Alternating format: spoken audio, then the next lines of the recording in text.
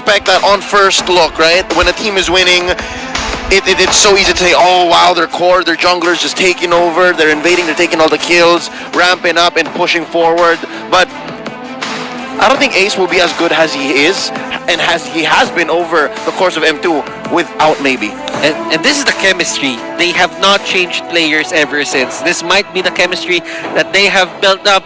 But enough of that. RQ Hoshi, Burmese Schools. This is the draft 1 for game number 1 of the series. And RQ Hoshi starts it up with a Yi Sun-shin and a Yu Zhong. As we've seen yesterday, Burmese Schools just bans out the Matilda. Very understandable bans from RQ Hoshi, especially after the games between the Burmese Schools and Omega. Both of these heroes, absolute dominators. Yi Sun-shin, we've seen time and time again. But Burmese Schools, they're gonna have to ban out something else to tell RQ Hoshi, hey, we don't want to do this anymore. They ban out the Benedetta, but that means Esmeralda and especially the Brody and Natalia still hanging on. Meaning one of them is going to have to pop out. One of them is going to come It has to be. It definitely has to be. But I'm seeing that RQ Hoshi is trying to force a Brody out into the Land of Dawn. Like, it definitely will be interesting because we haven't seen RQ Hoshi taking that pick. But okay, I'll take my words back. I guess they don't want to see it. Not having it. Not having it. Burmese Schools, they know that the Benedetta is going to be bad if RQ Hoshi gets their hands on this. Just because you wouldn't really know which lane is it gonna go to. Is it gonna be a psycho tank, off-tank, semi-tank Benedetta, or is it going to be the side lane, gold lane? Who knows? Yeah, and I think the question right now is Esmeralda or Natalia for the side of the Burmese Schools. Which do they want to kind of let go and give away? Because again, plenty of picks. The Jawhead is still up there, but is it ban worthy here? And how many of these players are confident in their capabilities of playing the Natalia as well? It's been a long time, and for the large part of it, nobody's been able to touch it. And yeah, they decide, you know what, RQ, I don't think you have what it takes to do Natalia first pick. Yeah, no, that's the question is because we're so scared of the Natalia and teams have been banning her out left and right, almost as if part of procedure, right?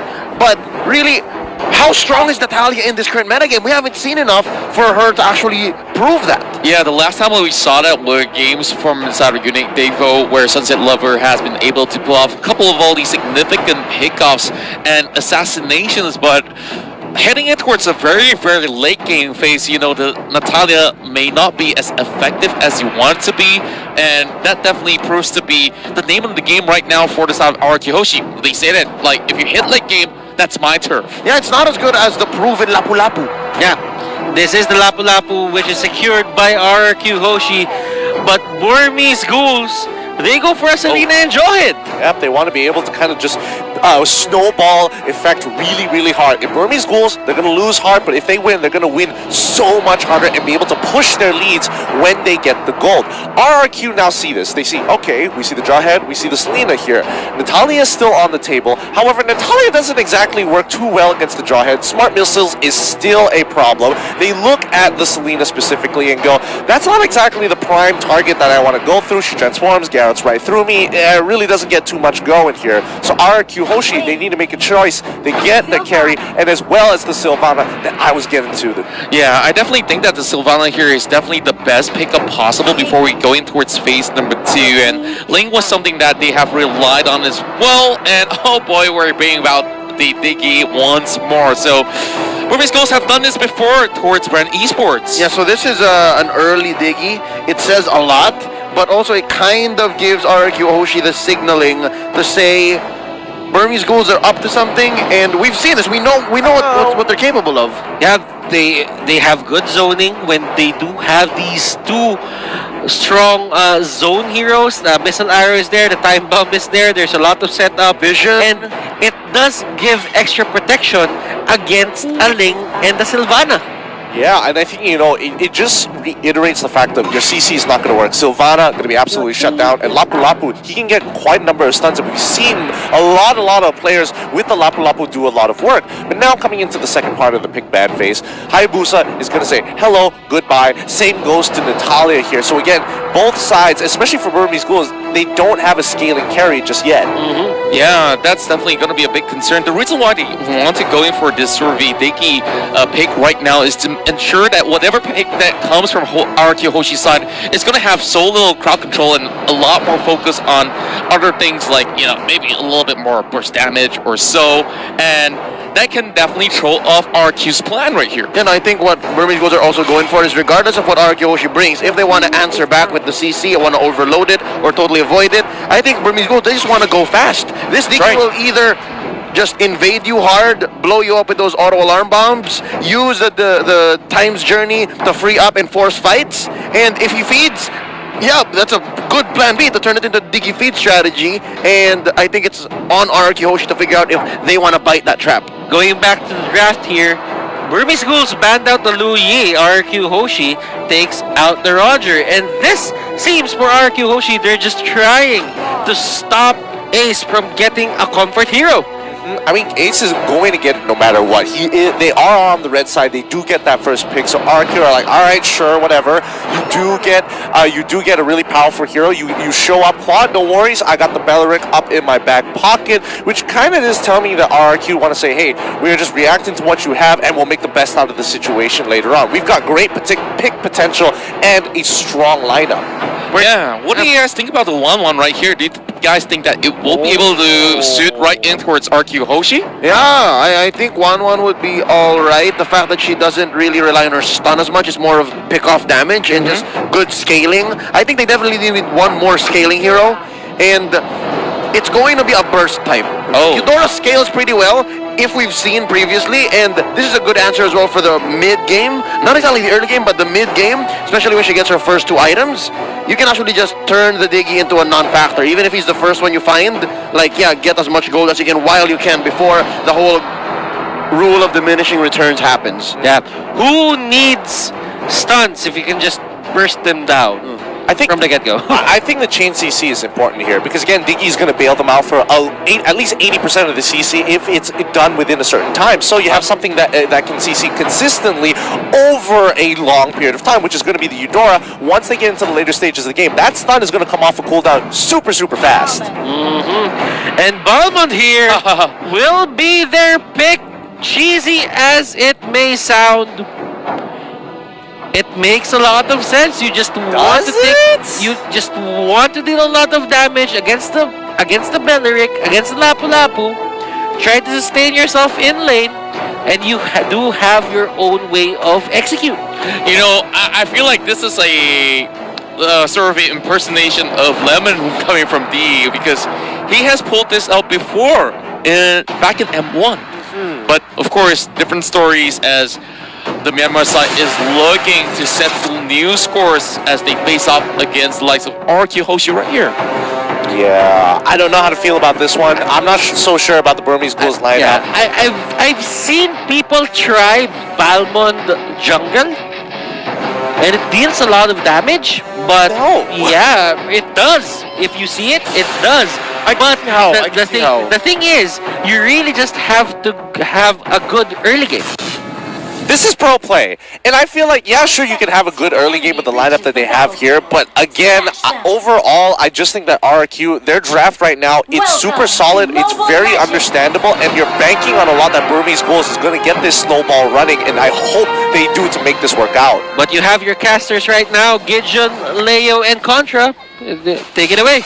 Oh, of course, back towards the topic of the Balmond, right? It's something that many new players are introduced to when they get in towards the Land of Dawn. And back in the days where people say, hey, Tigreal is nowhere near viable, and yeah, he's just way too simple for a competitive play, but look where we are. And I believe that Balmond can actually fit in towards a very certain win condition that the Burmese Ghouls is looking for. I can see it, but also I understand why people are speculating and why it's very shifty, very sus, if you will. That's what the kids say these days. But right now, looking at the way lanings go, it's going to be a side lane Balmond. Again, looking to go toe-to-toe against a Lapu Lapu. And yeah, even with all the shields and lifesteal that Lapu Lapu may have, the stacks that R7 can build up here, yeah, I can think a lethal counter on Balmond would be great, especially if it's stacked up with all of the damage that can come from Kid, damage from Ruby DD even. Yeah, by the way, that is not a tank Jawhead. Oh boy, great that you actually pointed it out. And I believe that they'll be playing with a whole lot of aggression coming in towards these lanes. And with that, oh boy, Vin taking a little bit too much. Yeah, again, this is one of those side lane mid lane matchups where it's just like, okay, we're just looking to poke and harass and just clear out the waves before making that rotation. Burmese Ghouls are gonna get the first. Ooh, Albert, he's getting real close to those abyssal arrows. Oh boy, he just dodged it by a couple of inches there, and he's dealing with R7 right here. I don't think R7 is going to be taken down just about yet. D's got to respect the territory as much as they want to proxy the wave. Over the mid side, it's Kid versus Psycho as well as Albert. Psycho is going to be backing away. A little bit of reset. Turtle is already up while the Diggy tries to plant as much bombs all over these bushes. I want to be wrong about this Balmont. I want to be wrong, but the more I look at it and the more I think about it, I'm really hoping Burmese Ghouls get ahead here because he's going to need a lot of babysitting for a good majority of the game, for at least 4 minutes until he can kind of sustain on his own. But until then, he basically can't win any trades against Lapu Lapu. If he gets rotated on, he's just hoping he does against Dove. And most of the time, RRQ is just going to either dive in pre-4 or look to play on the opposite side of the map. To be fair, if RRQ Hoshi bites on that, that's actually on them. They're wasting quite a bit of effort. And again, to think that this is just a Balmond. He has a dash, he has a flicker. That might be what Burmese Ghouls going for anyways. Oh, well, I hope so. And I really, really do. I want to see this work out and be proven wrong here. But Burmese Ghouls, again, unless this is a meta that utilizes Uranus, I don't see this working out. But let's go. Oh, R7 moving straight in for the kill, as it will be first blood for RRQ Hoshi, cracking Diggy and towards Nay. And now they're going to be rotating towards top sides here. Hello, hello. R7 is going to be under his turret here. D would be going, but a great flicker from R7. And now the pick onto D. And with D already running right back, they're going to be focusing on their attention on towards Kit instead. It's going to be called up as RQ Hoshi respects their ground, but Psycho might just be the next one to fall right here with the Blazing Duet coming out for the side of Ace. Oh, way too close. Short seems to be the story here for Burmese Ghouls. They put out so much damage, and I saw that D was literally going to go for the lethal counter, but with the flicker out by R7. I see now, we all see now, we understand what the intent was, but I think with that failed engagement, at least they opened up top lane to get the turtle. Yeah, and definitely you can see Vin tries to go in for first, but instead gets returned a favor from Ruby DD. He just went in with the unstoppable force, and now it's a 1-1 trade right in, and that Jawhead, like you said, playing very offensively. Yeah, a mistake onto Vin's side personally, because again, Belleric on bottom side is probably saying, hey, I pushed the wave, I don't see Jawhead here. There probably should have been that communication much earlier on. Pressure on towards R7 while Psycho's going to be coming in towards the corner just to negate a little bit of a pressure. Vin will be able to clear some of these camps pretty much safely, but I don't think that it's really much necessary for D to be there at this very moment, but definitely RQ Hoshi can take it slow, and eventually they have to ramp up. And here goes Albert driving straight in towards 3 members, and well, they will be able to catch out Ruby DD. Yep, really well played coming in from RQ Hoshi. They cleared out that top side. They realized, they're putting a lot of pressure on our top side. Let's just run down bot side and make a play. Here we go in mid. That's going to be one caught in the middle. Vin. D from the back spinning around. Time's journey by maybe. In comes the other. R7 gets one. Psycho finished the job. Kid is going to bite it as well as D. It's a 2-for-1 here. RQ Hoshi win that one against Burmese Ghouls. Is it really worth it to actually risk everything over mid-side just for this, as RQ manages to punish Burmese Ghouls, and unstoppable force at the ejector straight towards Psycho, and he will fall. Overstepping in towards that zone definitely is very punishing. Great punish. I mean, honestly, great punish coming in for Ruby DD. He even gets the Blade of Despair. We haven't seen this in a while, but at least he's going toe-to-toe, and he's doing a great job, an excellent job, in fact, doing so. But let's look at the builds and kind of have a bit of a deliberation over it, because again, you can see Lemon, he's building defensively once more. Well, there's looking towards those builds, you've already seen some Heptases out there for R7 as well, so I believe that he'll be doing just about fine. A lot of attention on towards that turtle coming up, and Burmese Ghost already got one in the back, and just looking at the goal differentials, Arkihoshi still having it in the back. They do not want to lose this though. Psycho approaching really close, but Albert, he tries to go in with the Retribution to steal it away and in towards the Tempest. The time journey is moving up, and they're chasing right in, looking for Kid. Flicker has been popped up as well. Maybe with Slither help, will be taken down by the Ling as they go in for more, but see, they are in their face, and Albert is the only few that slept alive alongside with R7. Oh boy, oh boy. I mean, Albert could have gone for one more, but I think he didn't want to risk it considering that Ace did have the orange buff on him and he didn't. So it's like, I want to go in, but he's got a lot of damage, and Marksman's with orange buff slow me down with true damage. It's definitely not the best decision, so he pulls back out. It's going to be a 2-for-3 trade. I think the Burmese Ghouls here, they're trading good for numbers, right? They're catching up. RRQ Hoshi still keeping up the pressure, and that one turret lead, if they continue trading this way, it might take a while for Ace to actually be unleashed, and so far, so good. 7 minutes, 30 seconds in, About D is holding his own here. Yeah, I definitely like what I'm seeing right now. As much as they did actually give the turtle away accidentally with Ling just flying through with the Retribution. Not that they can stop it anyways, right? So with that, we're going to be seeing a little bit more skirmishes over on towards Smith, trying to catch over on towards Smith, but Psycho jumps right in. Time Journey being popped up as well. Ruby Nini sets up for the dive with the unstoppable force, and there we go. A catch on towards Ruby Nini. This is Albert punishing him all the way through. What a huge one coming from RRQ Hochi.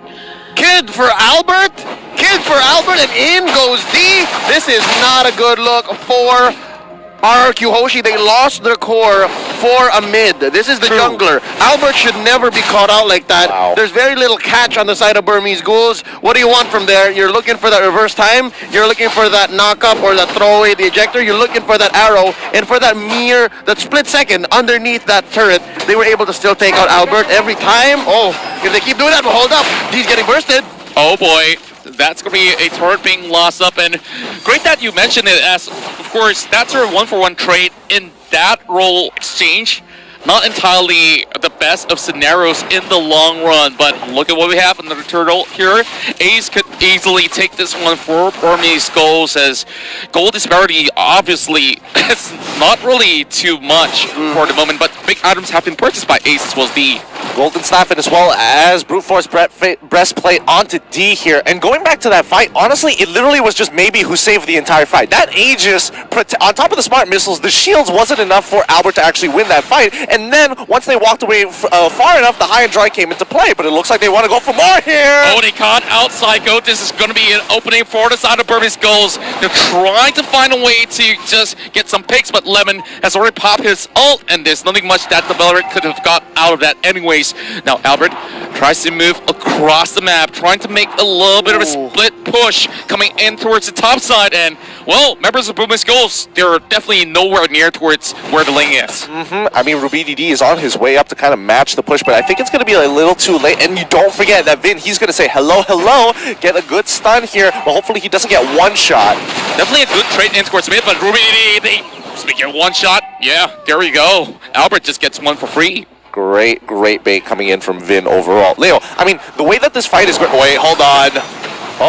This fight is going to be the spin and the Dryad.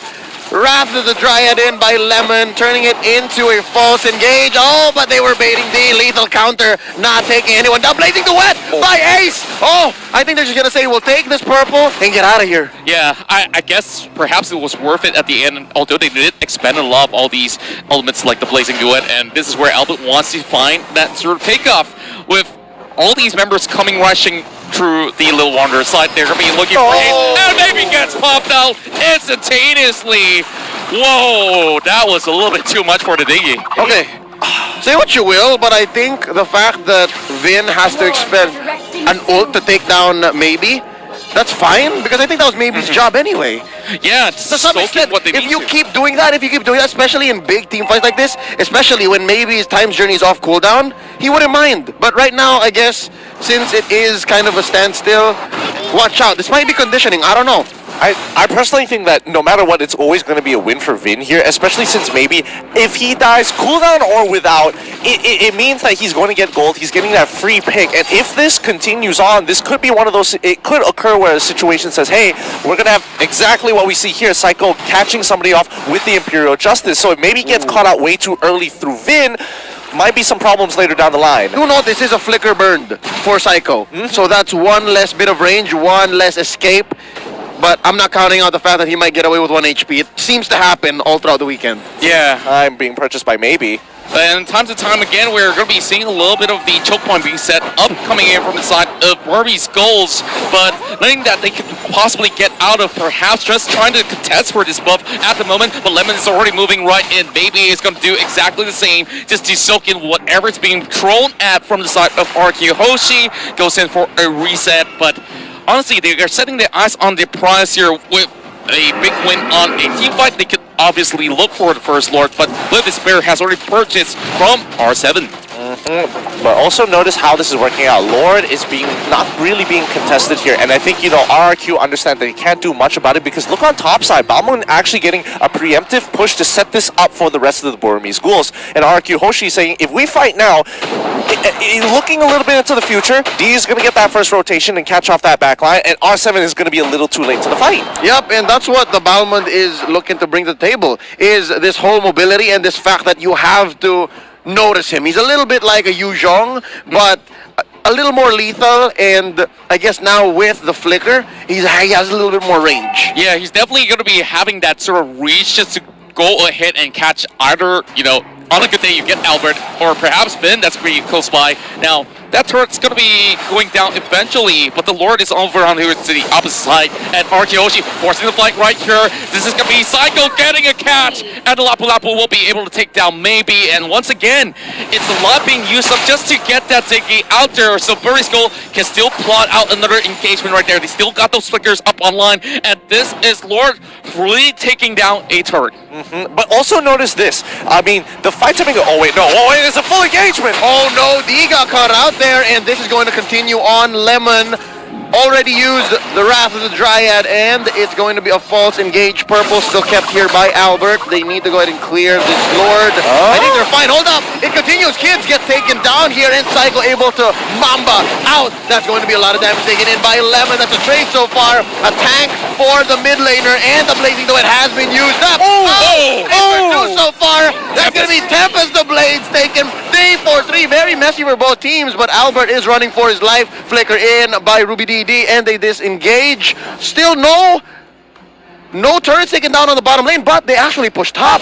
Yeah, I think it's good enough for the side of Burmese Skulls after that sort of fight that they have called on for, and almost actually getting everybody in the back except for Albert, of course, having so much mobility to move in and out. But hey, eventually this is definitely going to pay a whole lot of dividend. Let's look at the instant replay to break this one down further, Gideon. I mean, check this out. The way that they're taking these fights here, Ruby DD actually getting the ejector on that slide, into the slide, really great play. They trade evenly so far, but now they want to actually catch Albert here. I don't think they have the tools to do so, but coming back into this, now, it really comes to how strong Maybe is going to be. The more survivable he is, his ultimate is going to be very relevant in these full 5v5 team fights. If RRQ Hoshi wants to really punish them, they hit Maybe first. And one more thing to note, Burmese Ghouls not getting as much as a snowball, but they are getting those objectives, so get ready, because RRQ is going to start fighting it out and really starting to play more flexibly in the late game. Yeah, the only goal difference is only 1,000, and here comes Maybe once again, coming in from the side. It's going to be D as well,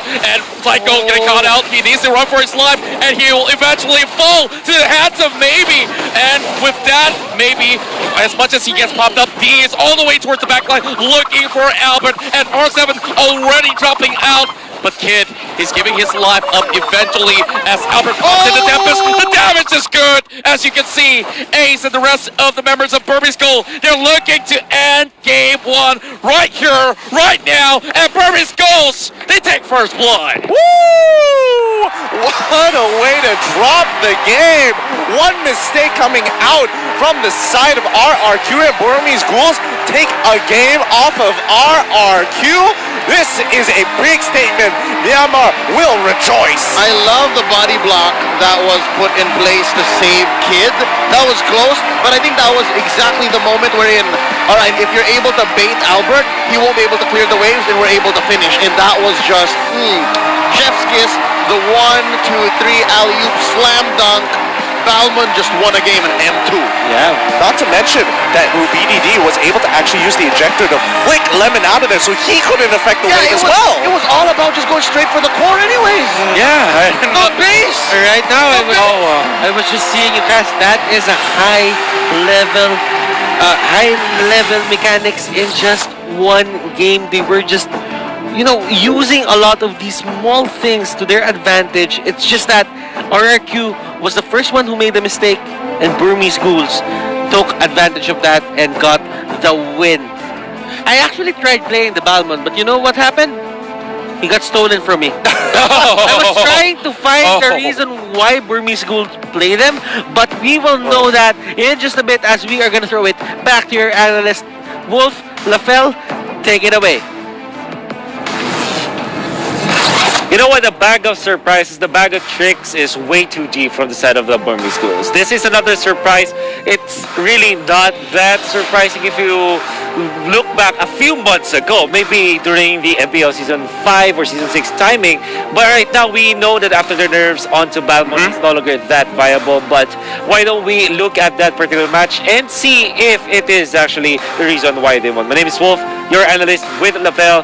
Lafell, what do you think about that Balmond? Because to me, the sustained type of composition really suffers against the instant execute mechanic that you get out of the ultimate. Yeah, so let's talk about the draft since you have brought it up. Now, just because Burmese Ghouls win doesn't mean entirely that the draft is flawless. There are still flaws in the composition. Where earlier, as well as in the mid game, where we can see that Lapu Lapu is actually very strong, and the weakness of that particular draft is that the Selena as well as the Diggy are like the main magic dealers in the team, so they cannot build a necklace of Durance just like they can build, but the thing is, it's very hard to apply on the Lapu Lapu. So if RRQ played even more aggressive in that kind of situation, it actually will be very, very difficult for the side of Burmese Ghouls. And right now, let's look at the itemization as well as the hero as well. We can look at the itemization from the Claude. Here is the thing that I want to take note. We talked about power spike in M2, and when Burmese Ghoul takes the real fight, we have to look at Claude. Claude, once he has his Demon Hunter Sword, Golden Staff, as well as his Queen's Wings, that is actually the timing that Burmese Ghouls were waiting for him to really go ham onto RRQ Hoshi. Before that, they take anything that they can get, some skirmishes as well as some picks by Ruby Didi. And since you did ask me about the Balmond, it's reminiscing of how Uranus used to be played, where it just zones people away, and once he feels like, okay, this might be a little bit trending, just runs away. It kind of makes me think that this lack of Durance or the carrier coming out from Burmese Ghouls, they just thought of the idea that this is all about just hitting the objectives, getting the turrets, getting the Lord, getting the turtle, taking down turrets and pushing down, because that's exactly what they did. 14 kills only for Burmese Ghouls in a non-dominant fashion, but if you look at their map control, it is amazing. 9 turrets compared to just 3 from RQ Hoshi, 2 turtles to 1, and obviously that Lord that changed it up. You know what? There was a point where Burmese Ghouls are using the Balmond for zoning out RQ Hoshi and then pushing the turret. Yep, and I'm also going to talk about Selena in a bit, but right now let's look at the MVP of the game. He's going to go over to the Claude of Ace with a match KDA over 3-1. It basically full itemization over here, ending up with the Athena Shield. And again, Claude did so good in this game just because he waited properly for his power spike and then going in, winning all of those team fights. Now, again, talking about the draft, just because we're like, oh, a Diggy pick as well as a Balmond pick. This is, I would say, a very new way of actually doing the poke composition or the siege composition, where if we look closer at Selena's itemization, it was actually full on the offense, where she has the Calamity Reaper, the Lightning Truncheon, as well as the Clock of Destiny, where they want to push RQ away from the turrets, just because, alright, turrets are important in this game, not really killed, so they try to get as much as they can, try to poke out a little bit, and then once Claude is online, is like, you know what, Claude, turrets, no turrets, we want this kind of win. And speaking of turrets, RRQ, I think, made a small mistake in the fight at the purple buff. Yeah, I think that this was when they were trying to focus on team maybe on the team fight, right? Yes. It actually resulted into another purple buff fight wherein RRQ Hoshi prioritized that purple buff too much that they lost the Lord. Two towers were taken down by the Lord. First, the second tier, and then the inhibitor, which in my opinion, it was not worth it because they didn't get a wipeout. Ace died, sure, but the thing is, Burmese Gold, they got so much out of that play, and it's not like Burmese Gold did anything extra. Is that RRQ, I would say, kind of a bad decision letting go of those towers, and then just like, yeah, we won this team fight, but they didn't even win the team fight. You know, whoever the shot caller and the drafter is from side of Burmese Goals, I think he could be like a very smart war general, because they started with the draft. It was great. They started with Joyhead and then threw it in to get the digging, the last phase of the picking session. And I think they also did this against Bren Esports when Bren Esports were picking up the Sylvana and the Harley. The Aegis onto the dig, it just made a lot of sense. And in this particular game, how they executed the actual picking of the draft, and then in the game itself, it was amazing. The way that they're winning all of these small stuff, trading against RRQ Hoshi, and then understanding their win condition. Again, that exclamation point in the end for them to focus onto the base instead of the kills was immaculate. You know, if I had the chance to just review that I will review it for so many minutes, but now we have to give it back to the number 2. Thank you to our analysts, Lafel and Wolf. But before we discuss our side of things for game number 1, we would like to thank Tumi for being the partner in esports for M2, as the journey to become the champion of M2 has been perfected with the latest Tumi luggage and backpack. You can bring your gear anywhere with you safely without worry. Be sure to check out Tumi.com to perfect your own journey and enjoy the M2 competition. As an established distributor of many well-loved consumer brands in Asia, SUTL Group is the proud 2021 MLBB partner in esports for Veggie Water 8 Chunks, its cups, as well as Mountain Dew. To find out more of what SUTL is all about, visit www.sutl.com. And you can also catch the live streaming of this mega event, Mobile Legends Bang Bang M2 World Championship 2020, held in Singapore for free on MiWatch from the 18th of January to the 24th. A total of 12 teams are competing for $300,000 US. Please do support your favorite teams, and who knows, we might have a surprise of a champion as the way things are going right now. Actually, in the top 4 here, there still are 2 Indonesian teams, 1 Filipino team, and 1 Burmese team in the Burmese Ghouls, right? That's from Myanmar. And by the way, Leo, Contra, Gideon Q, and Butters will be bringing you this best of 5 with the Burmese Ghouls already at 1. I'm so surprised that they are performing to this level against a team like RRQ Hoshi, who also dominated day 1. Yeah, I would agree with that, but now let's look at the whole scale of things here, because the Burmese Ghouls, if they do win this, they're going to be knocking down RRQ Hoshi down a notch into the lower brackets, and then guess what? A repeat of M1 wouldn't be happening. They would stop it and start something new, because in M1 itself, there were 2 Indonesian teams and 2 other teams from 2 different regions as well, and they weren't able to make it. It was going to be an all-Indonesian final. So, if Burmese Ghouls do it, then at least they secure their spot, and more importantly, they are contesting the Indonesians. They have closed the gap. They have to be the catalyst for change. Exactly. And of course, we're looking for that big change right there. With this, Burmese Ghouls already scoring that first pointer out there. You see, all the fans on Myanmar side is definitely for a very good reason, and they have shown what Burmese Ghouls can possibly bring to the table. Now, looking at what happened in game number 1, RRQ Hoshi, what do you guys think are the things that they have to adjust for them to win? But before you answer that question, it's Battle Night. Log in on January 30th to claim your free permanent skin. And we are very pleased to announce the launch of the new anniversary season of Magic Chess Blazing Hammer. The new adventure will officially begin on January 30th. There is a new upgrading system called Blessing, new little commander and map, all synergies revamped, and free trial of advanced skins await you. Now, in terms of adjustments, Magic Chess has it, but for RQ, what are the adjustments that they have to do? Gideon.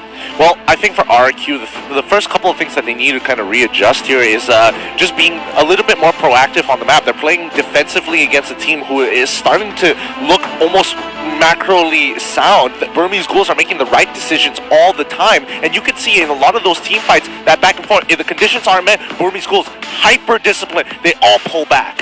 Yeah, and you can definitely see that RQ side look a little bit distracted in some of these sort of goals that they have set initially, and they focus on towards things that, yeah, oh, this is a problem, we should deal with this problem, but honestly, the Diggy is definitely looking for their attention, and they're falling straight towards that trap. Now we are heading into the draft. Burmese Ghouls versus RRQ Hoshi. This is a best of 5, and we are only at game number 2. So with Burmese Ghouls here, they just ban out the Benedetta, ban out the Esmeralda. RRQ Hoshi answering with the Yuzhong and the Yi Sun Shin. Yo, these bands are going fast. These are like selling out like hotcakes. Is it breakfast time or something? It's already pretty late, and I mean, the fact that they banned out the Esmeralda tells me quite a bit. It's like, okay, sure, priority bands, get rid of that Benedetta. We've seen RQ kind of perform on it, like R7, yeah, and Albert, the way they play it, nah, we ain't gonna allow that to go through. Yeah, Panda versus James here. That is going to be a battle of minds between the coaches of these two teams. And so far, I think they've started to build a huge respect for each other.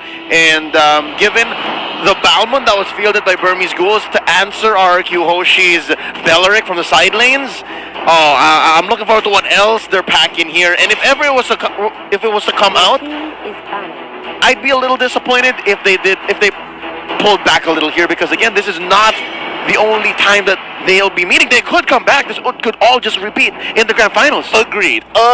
Now, Brody and as well as Natalia being banned out, what are some of the first picks we should be expecting here, Contra? Well, we've definitely seen a very effective jaw hit, but they're going for the Matilda first. That was initially being banned in game number 1, so definitely the Circling Eagle will be contributing into all these fights as well as pokes. But RQ Hoshi now with the double pick, we definitely have options out on the table. Yeah, I mean, the Jawhead is still up for grabs here.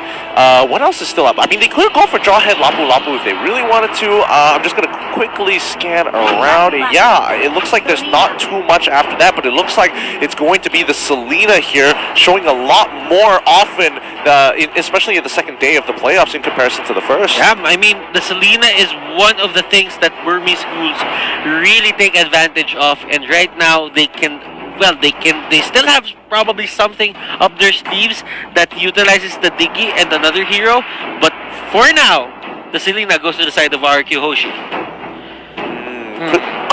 Could they force Balmond again onto the side of Burmese Ghouls? Are they willing to bring out the Balmond? Because I feel like the only way they're bringing Balmond out is only if they expect RQ Hoshi to be bringing out specifically.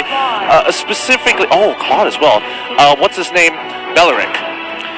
Well, I definitely think that it's definitely not first phase worthy to bring out the Balmond, in fact, and there's many of the things that can do somewhat similar in that sort of way, so they shouldn't really just, go in for a Balmond again. It's very much expected for RQ Hoshi right now, so in response, now, on the side of RQ, I think, how did they deal with Diggy? I think the Burmese Ghouls are waiting to see if they can pick out the Balmond.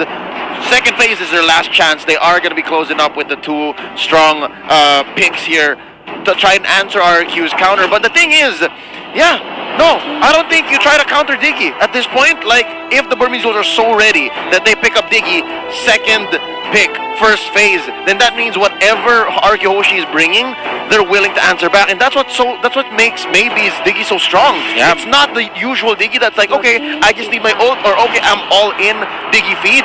It's more than that. They've turned Diggy into a lethal weapon here. RQ Hoshi getting that Khaled, and the Jawhead is their fourth ban onto the side of Burmese Ghouls. That's going to be Akaja What are the possible bans here for both teams that you're thinking that's possible that they're just gonna come up with?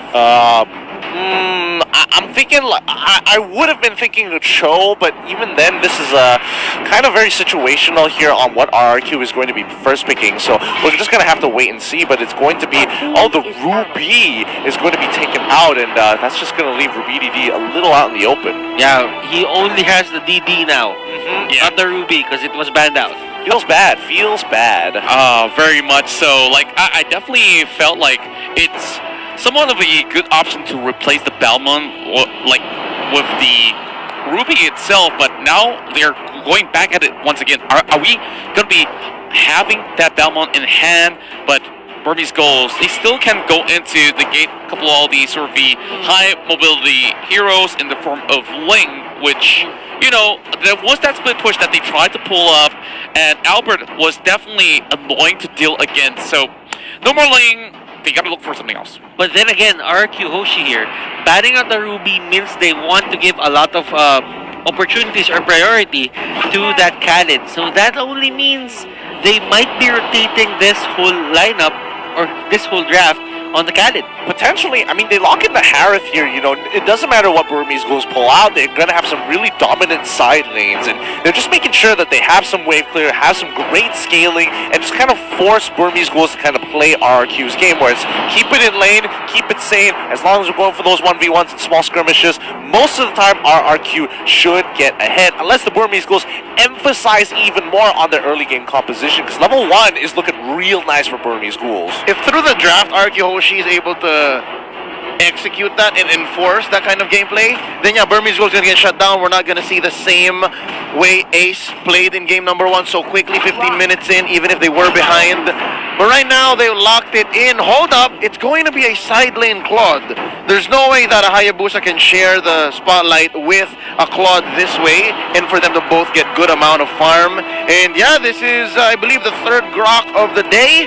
One of them successful, the other not so much, still 50-50. The Burmese Ghouls looking to skew and change the numbers. Oh boy. Yeah, and interesting enough, you know, the whole time in this pick and bans, there's Sylvana available, but none of these teams actually went for it itself. So, yeah, like, this Grok now looking to displace of all these members and of course ram them right in with the power of nature if they could just catch them on those sort of choke points, which will definitely be great as a setup for Claude to move right in. Now, final pick, and it's gonna be that Roger. I'm pretty sure you guys have an opinion about this. It's great against the Diggy, the Grok. It can dive as much as possible. And go forever. And one of the things that RQ Hoshi is thinking about right now is to just stop the game by the time we hit the 12-minute, 14-minute mark, because it's not gonna look good for their way if it is a Hayabusa and a Claude at the late game. Yeah, I mean, their scaling looks so much better in a lot of these situations here, but I mean, RQ, with the composition that they're bringing out, it's got a lot of ups, it's got a lot of plus points, especially when it comes to the early to mid-game phases. Like, around level 2 and 3, that's when you're going to see RQ get a little bit more lane dominance and priority. Yeah, and speaking of which, you know, like, we talk about an early game, a late game for the side of RQ Hoshi. This is literally a ticking time bomb for Burmese Goals to just close things out. And looking at it, we have your 5 players on the screen, and right now we will head on to the Celestial Palace, and I am gonna throw you to our casters, Gideon, Contra, and Leo. Take it away. And away we shall. Here we go. Game number 2. Burmese Ghouls versus RRQ Hoshi. Looking at lanes, it looks like this is indeed going to be a Tank Khalid on Psycho, and he played that Benedetta yesterday, and it looks like this is a little more sane, a little bit more of a throwback, and they are heavily invading in the purple of BG. Yeah, I mean, they want to abuse Khalid's level 1 here. He goes all the way around. He's got the Concussive Blast as well, so keep note of that. But Ace, he already predicts something that is going to be happening around here, which means that Psycho needs some help. No, unfortunately, no Matilda on his side, but no, now Vin, he goes in, takes a little bit of damage, but he can only target one person at a time. Vin getting the stun onto D, but it's not going to be enough. R7 as well, trying to pick him up, and D on the run. Battlemere image over the wall. They almost caught Psycho out there, but of course, they tried to invest in that Ruby attempt as well, but he's being caught in between. Now, having to force a couple of flickers in the early phase itself, they're going to be pulling right back, but still, nothing has happened all too much as of yet. Great response, though, coming from Burmese Goals with the defense. Yep, they saved themselves from the first blood. Could have been close. Literally one more hit from Vin here could have been just the down onto D, but let's do note, D is playing from the side lane. It's actually Ace who is the jungler for the Burmese Ghouls, and as similar as it looks from game number 1, especially after they lock in the first phase Diggy, it's actually a very different draft now. Oh, Ace gets checked in on by Lemon. Oh no, there's a pullback! oh boy, a 4-man investment just to take down Lemon, and he still managed to walk away alive. So members inside of RQ are going to be happy that, okay, we know that all the other members of Burmese Goals are already down here. They can definitely start the turtle, but Ruby DD is trying to find a way to pull it away, force the flicker, and here comes the rest of the members of BG. They're already taking a chunk of health away from Psycho. It's tough. I mean, he does have the quicksand guard to regenerate his health back up to full, but again, it's all about those level 4s, and right now, more level 4s on the side of Burmese Ghouls in comparison to RRQ Hoshi, and I mean, at least R7 for one does have the Zaman Force ready to go off, but Rubini just making sure he's being relevant in this game. R7 now going to be dropping the Zaman Force to try to go for the solo kill. Does he get it? Oh! Close, good use of the gift. Oh, just the tip.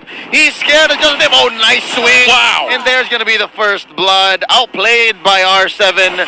That's going to be Psycho checking in. You good? You good? Aight. Not good anymore. Like, that sidestep just on time before he gets rammed to the wall. So, well, RQ, Hoshi draw first blood, but maybe here's the next one. Here, that won't fall as the big bad wolves arrive. They're going to be continue pushing on this with this lead here, and RQ Hoshi, they got a 2K gold lead for now, and I mean, let's see how far this is going to get them, because the Burmese Ghouls, they can easily turn this around. If this is the first time we're seeing, actually, on the first turtle fight, that a team was able to start a snowball on their side, or at least get a lead against the Burmese Ghouls. And we talked about how important the early game is for the side of BG, and they're already dropping the ball right now. And, of course, a couple of boots have already been purchased out. R7 going back at it, but Ruby DD already finished his own Zaman Force to chase right in, and Psycho tries to pin him down, but he knows, okay, he's expecting a lot of attention, and he'll draw a little bit more from RQ. Yep. Kill me once, shame on me. Kill me twice, shame on me. Wait, is that how that goes? Anyway, here we go. The Yogi Shadow kill helps out, maybe knocks out Vin, maybe gonna be revenge kill here by Albert. So it's a 1-for-1, but I think that's something that BG can afford anyways. But the push continues. Here comes Kid with the dash in for free by Ace. Right now, Matilda's been, I mean, Kid has been doing a really good job, especially towards the mid lane of, you know, getting that information and zoning up and allowing maybe to get really aggressive here, because again, this harassment is really abusive. Like, they're just gonna keep on smacking him, circling Eagle as well onto Psycho. How many things do they want to throw at the Khalid, and he still walks away unscathed? Now, of course, going to be having Albert to be able to cover grounds over on towards the mid lane. Demon Hunter sword for D, and the knife steps up. He walks away with so little left. Oh, you hate to see it. You hate to see it. Lemon even bothering to flicker to try and close the distance against D, who did use his Purify. So regardless, if D gets caught out in the next upcoming fight, he's not going to be able to get out that hard CC that RRQ have dedicated themselves. I mean, they've got the Raging Sandstorm, they've got the Abyssal arrows as well. There's just so many things to worry for. Oh no, Vin gets smashed here by the Guardians barrier. 1 for Ruby DD here, which by the way is not your traditional Grok. Look, he's on high and dry. High and dry. Well, it's a little bit of throwback because back then aggressive Groks is definitely a thing, but well, I don't know at this point facing against R7. Is this the Burmese meta invading M2 right now? This is amazing. I suppose, but let's see if it works out. It needs to garner some results. If not, it's just going to be standing there in the water. And RRQ, they want to contest this next. They want to contest this turtle, but can they even get it here? Especially with Burmese Ghouls, they're trenched in hard. But yes, they do. They managed to get a steal. 1-for-1 turtles now. Yeah, and not only that, they managed to exchange it with the turret being taken by the side of RQ. So a little bit of different sort of objective are on their their eyes right at the moment. But they blazing to wet on towards Lemon. But how long can he last? He will be able to survive, but the rest of RRQ nowhere to be found to be providing assistance, knowing that he does not need any of that. But having more members being sent right through, they are trying to stop push. Whoa, Sandstorm right at towards that corner, and Tower Journey has already been popped. Here comes Kid though, knowing that, okay, we've already called off many of these big ticket That was elements. ridiculous regeneration. I counted, 2 or 3 ults dropped by the Burmese Ghouls, and RQ Hoshi was like, okay, let's go. Let's do it again. Quick Sand Guard and the lifesteal on Lemon, but we almost missed it. Maybe goes down. What a quick blast by RRQ just to take down the Diggy. I mean, yeah, they can afford it, but it's never good to just lose a hero like that. Circling Eagle right now. Psycho is the target. A few slashes laid down onto Albert, and Psycho, in comes Lemon from behind, but that's going to be a double for free. Ace gets one. The trade onto Kid, and that's going to be Lemon. Reverse time, even in this small pit. That's going to be the flicker out by Lemon. They survive 1 for 2 so far. They go way too deep, and well, I guess that answers your question with the high and dry, right? Like, wow, that Grok is definitely being placed in that perfect scenario, and they will be able to just reap the rewards by just taking down all these members of RQ who was hoping to get more catches after maybe goes down. But still, maybe right here, he's popping the time journey already, so free pick coming from R7, popping out that Zaman Force, and now looking for Ruby DD as well. But, you know, Grok can last for quite a while as he is buying a little bit more time. Top side, though, 1v1. No, they managed just to pull away, and you know the power nature, especially with the nature shield, it's great ability. He walks in. It was a 2v1. A 2v1, and unfortunately, that's going to be Albert paying the price, maybe taking a lot of damage here on towards that mid side. But even Vin, he doesn't want to play a part of it. Raging Sandstorm coming in from Psycho, but he has no way to get out. Pistol Arrow doesn't land, and that should be it for him. Quick Sand Guard. Just look at the Sand Guard. It tanks the entirety of the OG Shadow kill, but he will still go down nonetheless. 6-7. Burmese Gold looking to secure the mid side of the tower, but Vin has just arrived, and Shadow stepping away, and oh my goodness, Pistol Arrow goes all the way through, but not hitting anyone in as of yet. This is a very slow matchup from either side. I mean, both still maintaining the gold lead, and Burmese Schools catching up and evening out that score, both the 1-1. Finally, they get that top tier 1. Burmese Schools pull ahead slightly, ever so slightly with gold. Check out the items here on the Burmese Ghouls. D already has 2 core items. That is the Golden Staff and the Demon Hunter Sword. Let's check out Ace here. That's going to be a Blade of Despair right now, just now, and the Raptor Machete. That's going to be Psycho spending here the Rampaging Sandstorm.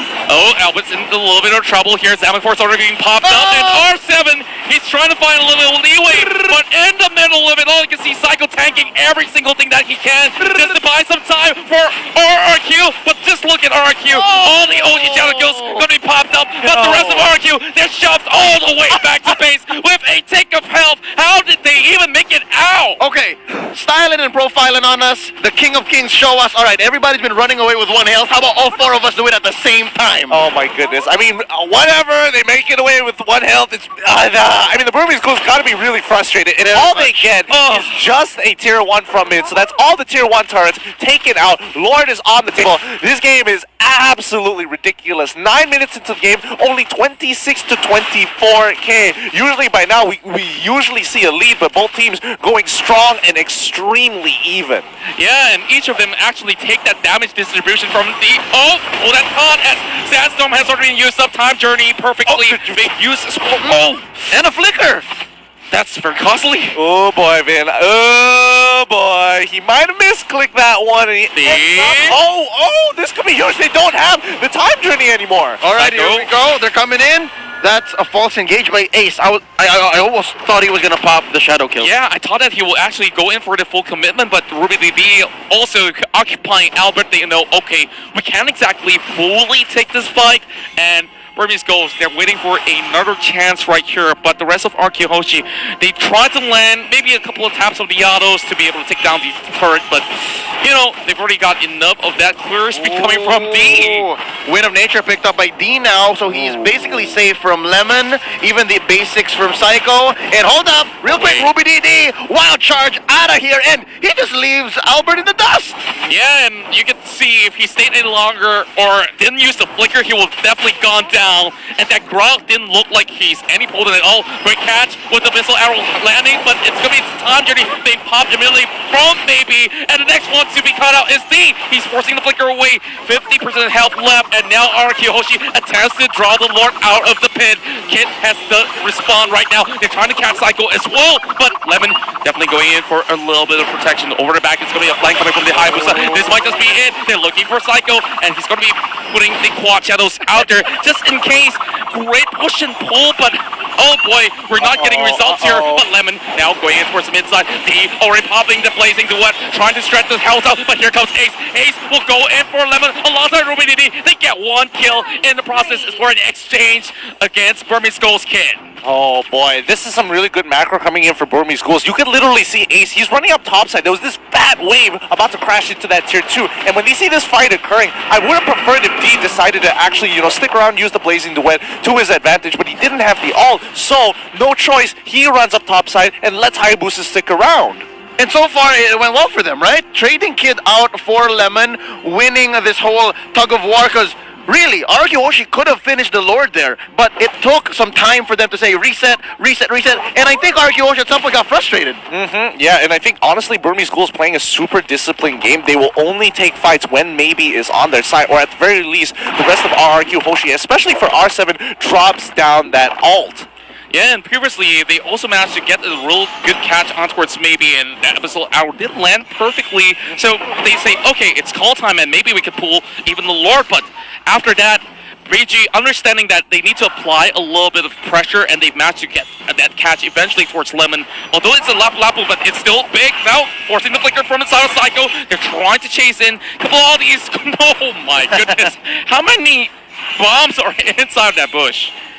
They've stacked up quite a number in there, but at this point, I think RRQ, they're just looking for a macro opportunity to get inside of the Burmese Ghouls. They want to play on the inside, but now Psycho getting caught out. He is gone, and this is going to be the green light for the Burmese Ghouls. Yep. The goal straight on towards Lemon. He might just be the next one on the chopping block right now with Albert focusing on towards Kent. Same goes towards R7. Well, Lemon is still That's Journey! It's Journey! It worked out! That's gonna be Lemon down, R7 as well, and that's gonna be one more, 4 down. Vin is the only survivor, and he's running back into his base. This could be the finish. Yeah, look at the timers right now. They don't really have much. Maybe Psycho can come out in 10 seconds, but they can't take as much as they please. And with that, that's a free Lord for Burmese Ghouls.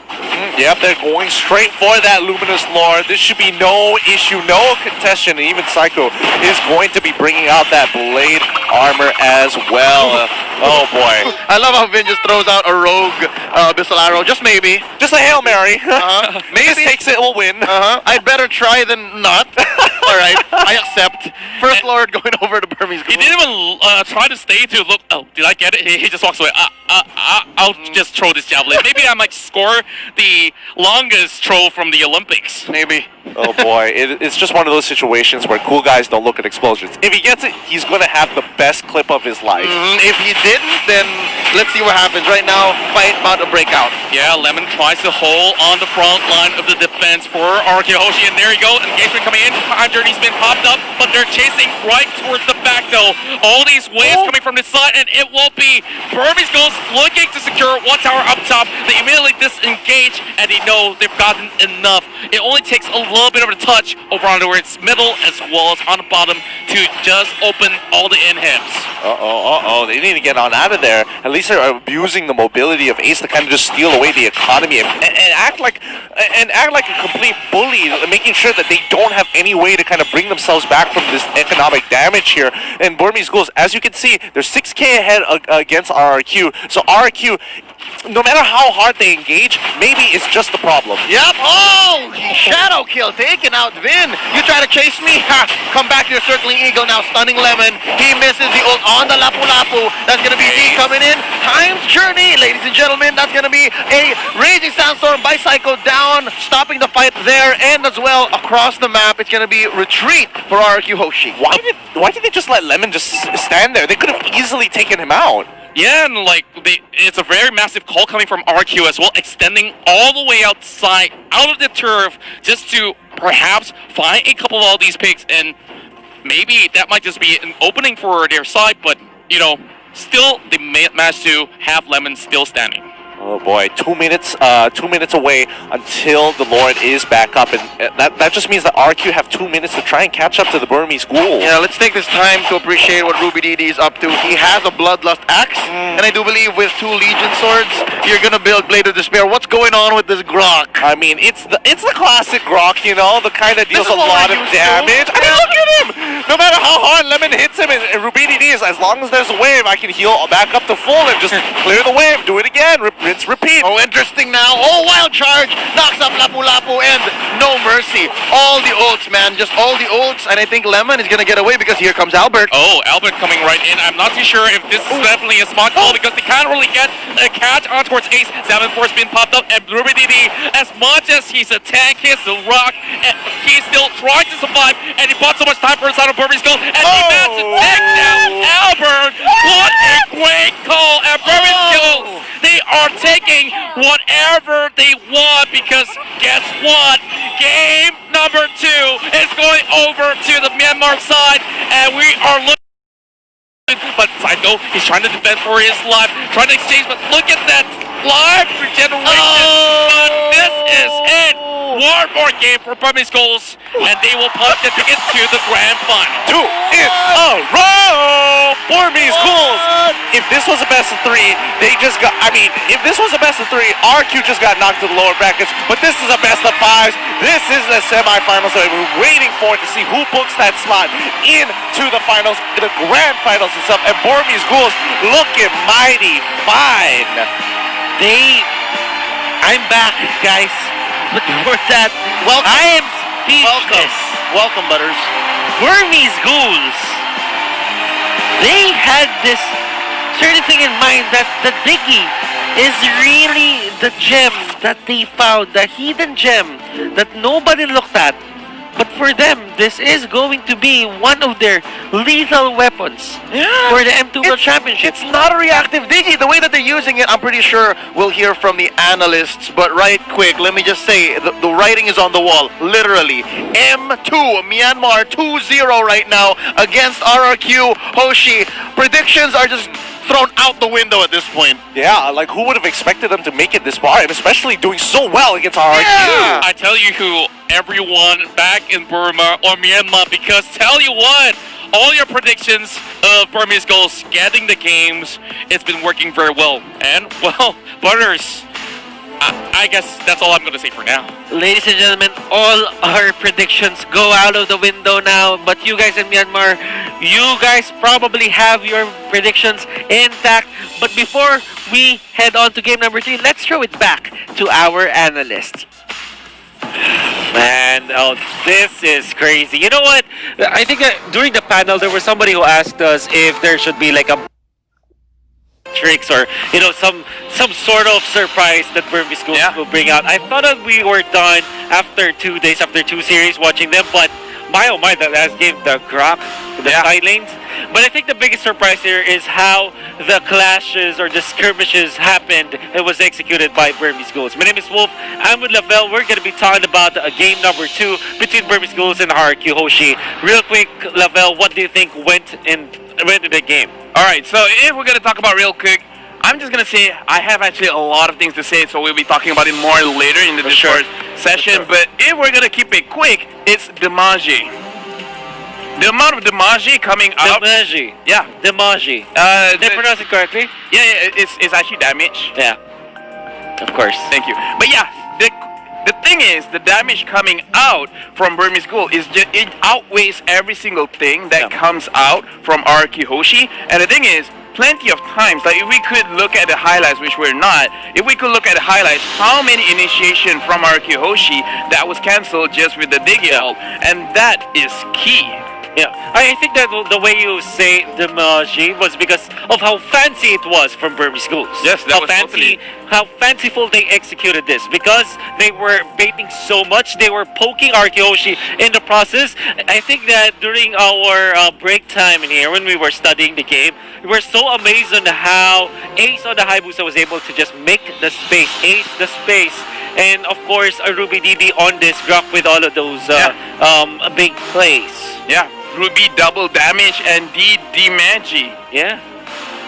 maybe this is gonna be good for Burmese Schools. Yeah, no, Burmese Ghouls, the thing that they brought into the game is they're like, we don't need the defense, we just need the damage. I think they've been bringing this all throughout from the group stages until here. It's just that until now, where it's just like, when Grok is used as an off laner, as an experienced laner, that is the key. And I think many people are curious about the itemization. So Grok, first item, Bloodless Axe, to make sure that he can sustain. Now the thing is, Grok has been buffed in terms that when he is close to the wall, his HP regeneration has been increased, making sure that if he runs low, he just goes close to the wall and he can just passively regen, and then the Bloodless Axe. You know what, Burmese Schools, with all of their lineups, with how they drafted, I thought it was going to be Matilda in the side lanes and then the Grok as the tank support, but in the end it wasn't. Now Ace on this 4-0 and 8, Ace the space creator with this Hayabusa. I think that the way he played this was similar to how Formaze kind of did it, but in I would say in a cleaner manner. That's right. Because what they did with this Hayabusa was very smart, and I like the fact that they picked this up. Look at that beautiful casual that they played in there, just to make sure that even him as the jungler, which is supposed to be the main player, right, the ace player, he still is providing utility. And now here's the thing, D also played the Claude in this particular series already, and it's like Ace just played it as well. They were so hot swappable in this particular lineup of Burmese Ghouls, and I'm so amazed. Maybe the last question is, what do you think about that Diggy, the first phase pick Diggy? What was the idea behind this, and why do they keep on picking it up? I feel like because they know that James is on RQ, he's very clever about the meta as well. He's like, alright, if we give the Diggy again, it's going to be a problem, but we don't want to ban it first just because RQ felt that they will push it to the later stages of the game. But probably it's like a counter, it's like a reverse card. It's like, I know what you're going to do, so I am going to take the Diggy early and make you like, alright, they took the Diggy. Now what? Because Lop will try to engage so many times, and we see that Lemon can have that 1v5 potential, but if there's no crowd control coming out from him, there's no stuns, like, he can't do much. In fact, there are really no hard CC coming out from RQ. What they only got is the Raging Sandstorm. Apart from that, there's nothing else. Lapu does have a stun, but it wasn't enough, and of course, the counter from Burmese Ghouls, the Diggy strategy, and that wild charging Grok. It's gonna be exciting to see. But I know that you want more from us. We still will talk about this particular game after this break. Hold on to your seats. We will be back after this.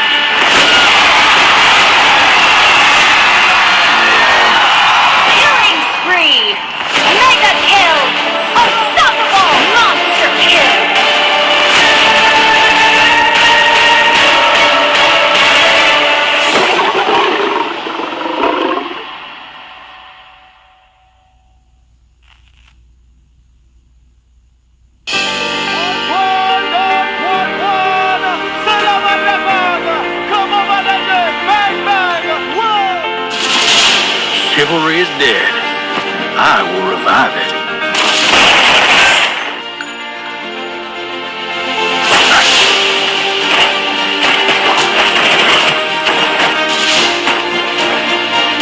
I've got a bullet with your name on it.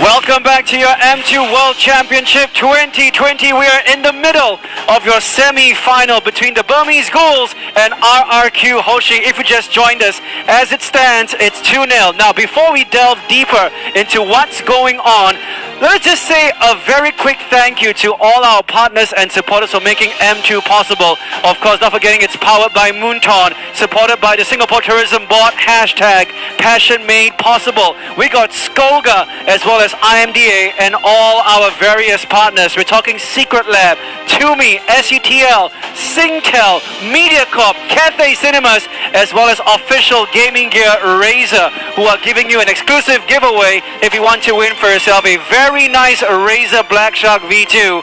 We're pretty sure the comments section, it's flooded already. I don't want to be the person in charge picking the winner, but please leave a comment and tell us why you deserve to win the Razer Black Shark V2. Now that's it, of course, my co-host Lysander and our panelists Lafell and Wolf. This is kind of like halftime in football, because the teams are kind of rebranding their strategy right now. What do you think is going on in the camp of RRQ Hoshi, who are 2-0 down? Well, I think that they are really shocked. They are really shocked of what is happening, because I think that they did not see this coming. The traps that they have pulled out, and I think that Lysander talked about how we can pull up those cheesy strategies, and the way that Burmese Ghouls executed this, it kind of doesn't look like cheese. It looks like very standard because of how flawless they were when it comes to executing. Yeah, so I'm gonna do the job that we were supposed to do anyways, you know, being as analysts, and also honestly, like right now, I'm being totally serious. So in Mobile Legends, they're the thing called meta, right? And meta is basically most effective tactic available. Now the thing is, Wolf has brought it up before that usually in this kind of situations, people call it a tournament meta, where like for that specific tournament, like right now it's M2, it's like, okay, in M2, this is strong, this is strong, this is strong. Now, if we look at a broader spectrum, right, if we're looking from a sky-high view, before this, there was like a very tanky kind of meta, correct? Where it's like using the funding strategy where only one person does damage and then everyone else just peels. And right now, we can definitely see certain teams, just like Todak before as well, has used that kind of strategy. But now Burmese Ghoul, they really turn it all the way around, where only one person or one hero does the protecting, and all other four, even though the hero is a tank, they turn it into a damage dealer where they just maximize the amount of damage. Only one person is in charge of making sure no one dies. Yeah, and you were telling me that you've been telling anyone that will listen that Moonton has been trying to encourage those tanks to go into that off lane, build a bit more damage so that they can chunk people down. And you saw Grok, he was having a good time that game, rolling around, not dying because he's a tank, but also doing a lot of damage, taking 2 people down with him. And I think that alone, if it takes 2 people to take you down, mathematically you guys are winning. Yeah, and this is like a personal, I would say, advice to anyone outside who plans to be a coach, plans to be an analyst, whether being an analyst in terms of on stream or being for a team. You have to learn how to read the patch notes and how to read, I would say, the trend that Moonton is putting out. Because before this, there was a trend that it was all assassins, right? But then, after revamping the fighter emblem and then buffing a few heroes in the fighter lane, you have to understand that this is what Moonton is trying to push, right?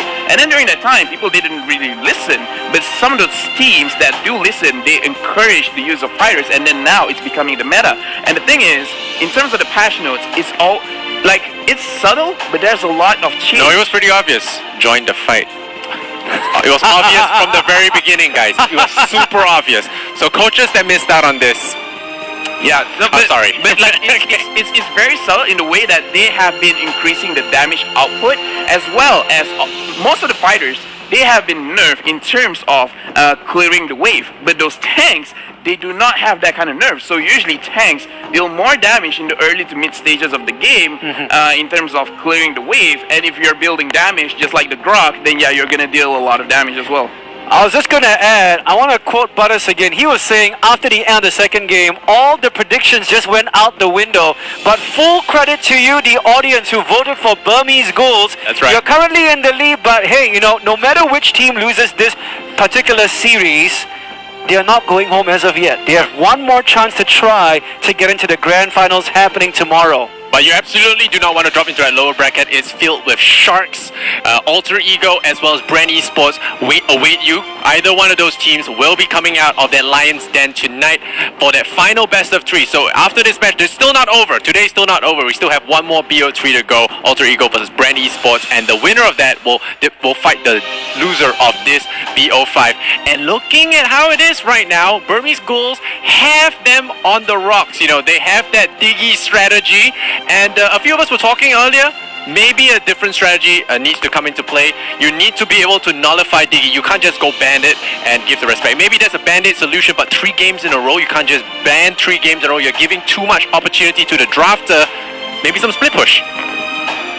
Wolf, anything on the phone? Yeah, I think that you will really have to think of something else, because so far back to back you get 2 games that are very dominant on the side of Burmese Ghouls, and it's not like you're even denting the confidence of Burmese Ghouls. Burmese Ghouls looks like they're not even sweating at this point, so you really have to bring out something if you're RQ Hoshi if you still want to get into that finals. Yep, so Lafel, Wolf, Lysena, thank you so much for all your insights and your analytical vibes as well. We're going to hand you back to the casters calling round 3 of the semi-final between Burmese Ghouls and RRQ Hoshi. Take it away, guys. Thank you, hosts.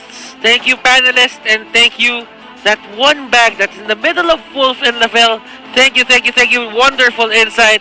We are back in the casters desk, and we are going to be your casters for this series. My name is Butters. I'm with Kidjon, Leo, and Contra.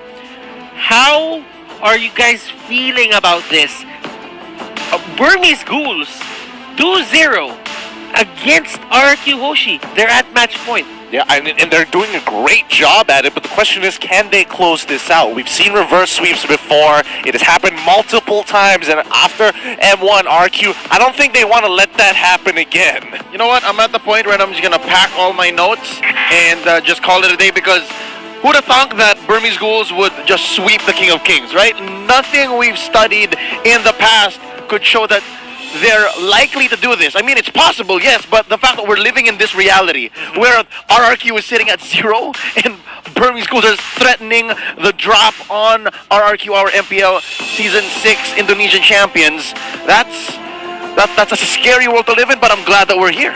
Yeah, and RQ right now has to treat this as a 3 sets of best of 1 to make it out, or, you know, play even more games on the lower brackets in such a way. But the Burmese Ghouls side, they're definitely feeling so confident because there doesn't seem like there's much answers from the side of RQ Hoshi at the moment, and now we are having some stats coming in towards the lower thirds, and we are comparing both Ace as well as Albert. Ace and Albert, very talented players, junglers for their team, but right now, as you can see, these are the same stats as the ones that were shown at the beginning of our series. Now, let me ask you something. I hate to do this to you guys, but I just have to I just have to address the elephant in the room. Does RRQ require the banning of Diggy to just proceed to a game number 4? And 5. I don't think so. I don't think that it's going to be necessary. I do think that they have to kind of reiterate the way they think about the draft here, because again, they're trying to play around the Diggy, and I think in a lot of these senses, it's like, hey, we got a lot of CC, but as long as we, you know, bait out the ultimate, it's gonna be A-okay, boys. And then the Purifies come in, then you realize it's a lot harder to get off than it's supposed to be. So something to just think about when they're going into the draft. I'd say yes. Sometimes we overcomplicate things, and the solution is right there in front of us. So I just say yes, James, take it out, and then play as if you just move on. Like, just make the most of that pickup.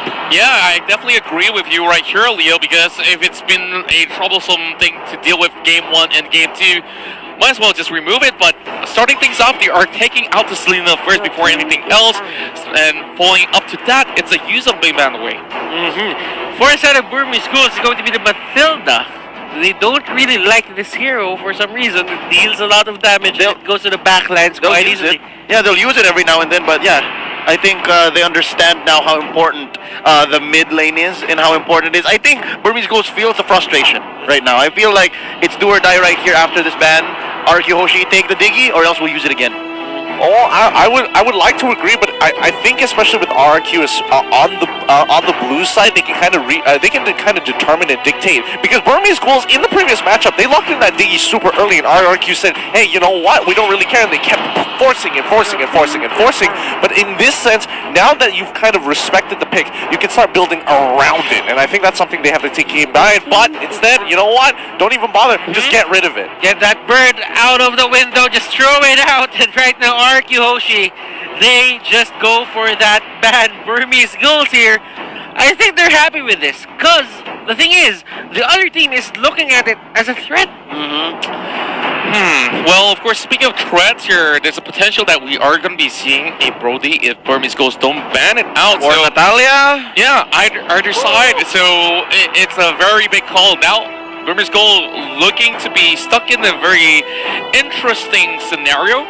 And there are times that, even Natalia was being left out in the open. They have been able to push it in towards phase 2 bans. With that final Brody ban for the first phase of the banning, so to be RQ Hoshi. Without the Diggy, the Sylvana is looking good. The question is whether Burmese Ghouls have the confidence to be whipping out that Natalia here, and I wouldn't be surprised if they do, but instead they go for the Benedetta as well as Yi Shin Shin. Again, 2 high priority picks here in the tournament. Now, we have seen Burmese Ghouls take advantage of this Yi Shin Shin, and they're very good at it. Now, what does RQ Hoshi have to do to just maintain this certain 50-50 balance between them in terms of the early game layoff? I think for RQ Hoshi is try to get as much flex as you can, and given how creative RQ has been throughout the group stage and even in the playoffs, this Cho is going to be key. The Cho here showing up could be a tank, could be a side laner, could be an assassin type Cho once more, but the Burmese Ghouls seem to want to revive the Lunox. We haven't seen the Lunox much, and in season 6 of many an MPL, Lunox has been showing up, so right here, right now might be a good time to do I just got word of this earlier when I talked to some of the teams. The Lunox right now has this certain mechanic that he can do double brilliance. Double Meaning he can deal twice as much damage as your normal brilliance. Oh, we have seen a Lunox in the playoffs once. Yes, we did. Once. So here we go. Another go. Ooh, 100% win rate. Are we seeing that? Yeah, potentially. I mean, the Ling, and Ling has been the next man coming in for the Burmese Ghouls, and now it's just about the scaling because RQ haven't really shown what they wanted to play. An assassin type or going to be the traditional marksman, especially against the Burmese Ghouls. Like, I don't think Natalia is going to be touched mainly because Yi Shin is going to be every single time Mount Shark comes out, Natalia is revealed, loses all that pressure and presence. Now, the show on Psycho, this could be their tank. But the thing is, RQ, Brenny used this yesterday, and this did not stand against Burmese Ghouls. Yeah, and of course you still have Lapu Lapu on their side as well, so it's definitely going to be a layer. I feel like it's potentially Lemon really going pretty darn tanky heading in towards late game, but the problem is you can't really get a grasp on Benedetta if you're going for the Lunox side. She can easily just burns away. So very tricky scenarios, but of course the biggest bounty is on the Yi Shin. Now that we're having only last bans for both RQ Hoshi as well as Burmese Ghouls, they have very certain objectives that they're going for this time. Yeah, and one of them is just locking out the jungler. They get rid of the Lancelot and they get rid of the Rafaela.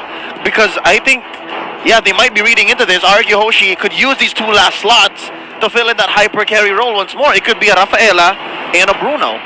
Yeah, and they've done it before. They've shown it that they are capable of doing it yesterday, and Burmese Ghouls need to shut it down, and that's exactly what they're going to focus on. RRQ, on the other hand, now the question is, do they want to kind of give away this Natalia? Burmese Ghouls, they still don't necessarily have a support, and there's still plenty of space for Natalia to actually fit inside the composition. There are a lot of red flags for the side of RQ Hoshi that they want to go for the hyper carry, especially that that 4th ban on Kaja. It really just says a lot about what they're planning, and now the Chang-O, you do not want to have that Lunox Chang-O combination for the side of Burmese Ghouls. That is a hard defense to break. Yeah, I felt like if they really wanted to go for that Bruno Rafa, they could have possibly picked it earlier, like what they did on the other day when both picks were left in phase number 1. And obviously, Burmese Ghouls have already seen their game, studied well enough to, okay, if one day we're facing them, this is what we're gonna ban. And yeah, going to phase 2, this is the problem here. Yeah, the reason why RRQ Hoshi, Coach James to be specific, was so confident and bold to do it phase 1 was it was relatively unknown. Like it wasn't as open. But right now, after winning day 1 with it, I think Burmese Ghouls would read well into it. I mean, they literally did. Like, they got rid of the 1/2 of that formula. So after this Khalid pickup by the Burmese Ghouls, RQ Hoshi have to finish up strong, and they're still lacking a jungler. Yeah, to add on top of that, the other time that they have the Bruno Rafa lineup, they also had Khalid to just be the icing on the cake. So with that being still off,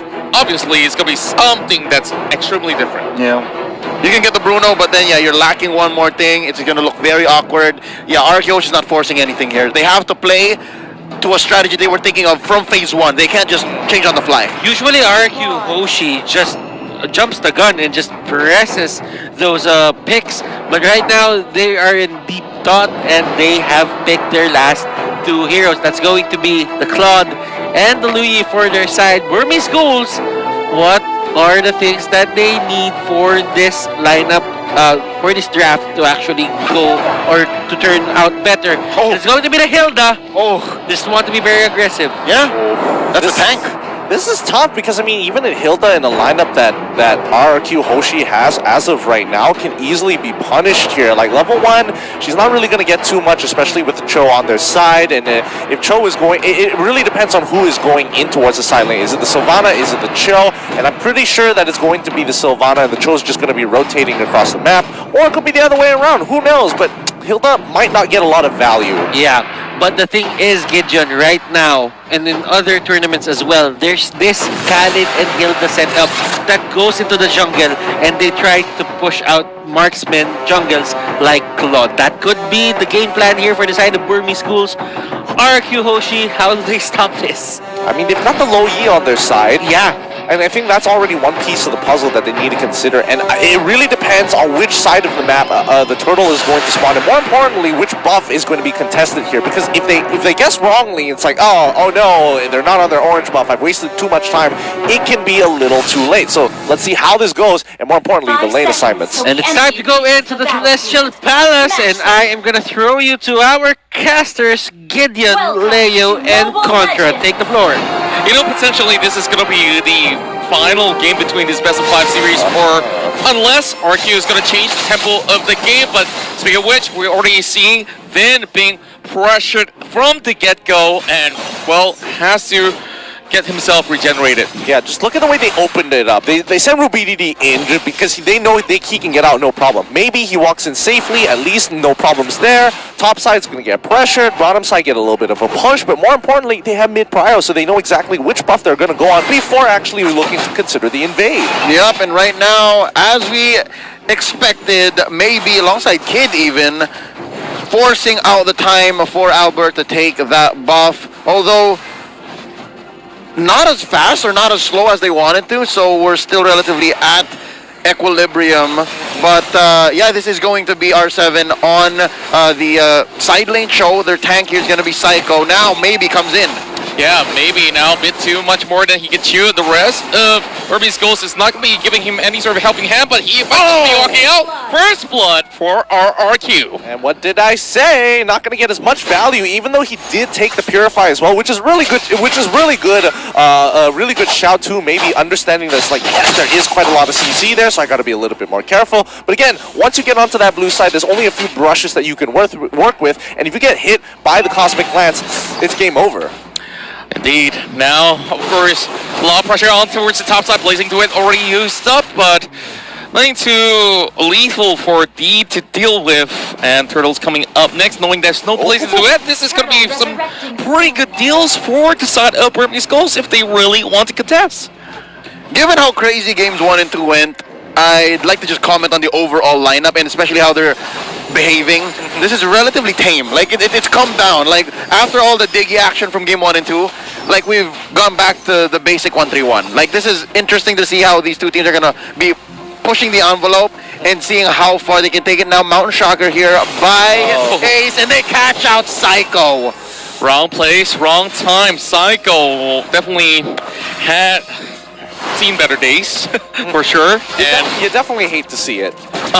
Like, things like this, you can't really commit such errors in such a point in time, because we're talking about this game of depth. They might just drop towards the lower bracket, but for Kit, though, he's having a lot of chunk of helping to get out. And Vin caught out, flickers away, but the dive is already being set. RubyDD tries to go in for the exit. It's a little bit too deep in towards the turret range as he took a couple of all these sort of tabs, but you can definitely see Psycho still going at it over on towards R7. He's still staying in lane. Yeah, and Lapu Lapu Lemon is on the bottom side. He's going to get a good amount of gold there. Benedetta finally catches up, but she is low. Lemon, he pops the ult. He wants to go for the kill so bad. Flickers right on top of him. Doesn't even give him the chance, but Kid looking for the return kill. Nah, I don't think that Kid could possibly do much here after everything expended, including the flicker, has already gotten him a little bit of safety ground, but RQ already pulling the turtle out. But look at D, though. He's coming from the back line. Deathstorm and towards RQ as they put in a challenge, but look who's arrived. Blazing Duet and the rest are Burmese Ghost. They got caught up with the weight of the dragon as well. Maybe goes down. Double kill going for the side of BG. A late response here by RubyDD, popping the Electo final blow, not even landing most of those slashes from behind. gotta note, I think Ruby DD, this is a good call to actually rotate and leave bottom lane because Lemon's doing something right there because I think Ruby DD should have the advantage. He has the high and dry, he has the whole kit of Benedetta, and against Alapu Lapu, you should be winning more fights than you're losing. So I don't understand. So now I get why he went up here. This might be greener pastures. Yeah, speaking of which here, R7 obviously will have to just give a little bit of the circle away, and Flicker being popped up. Oh, close one. Not in range of the darkness, but down on, the greener pastures here, D is taking quite a beating, and the Sandstorm Guardian, Quicksand Guard is not going to be enough to take it out, and RRQ going to profit off of this while BG up on top of the top side is going to be trading 1 for 1. It's a mirror. It's a mirror. A little faster on RRQ though. Oh, sorry, I'm a little faster on Burmese Ghouls, but the gold lead is still very significant, about 1,500 here for RRQ in about 5 minutes time. Yeah, and we've already got 4 kills on Albert. Unless they can shut him down right now, then maybe it might just be a little bit of even terms, but we definitely see that they need to actually get Ace back up ahead. And speaking of Ace here, he gets caught by Psycho, and he gets bursted down by Sylvana with great Imperial Justice. Wow, that was really smart. Vin sends it up and, oh wait, hold on, it's not over. Maybe he might be in a little bit of trouble and makes sure that he shows his recall. Can't catch me, but yeah, smart stuff. Oh no, Ruby DD gets caught out after the Electro final blow. Still catches quite a few bullets from Albert here, and underneath the turret, that's Burmese Ghouls losing this fight, even on their home take down Lemon. That's 2 for none.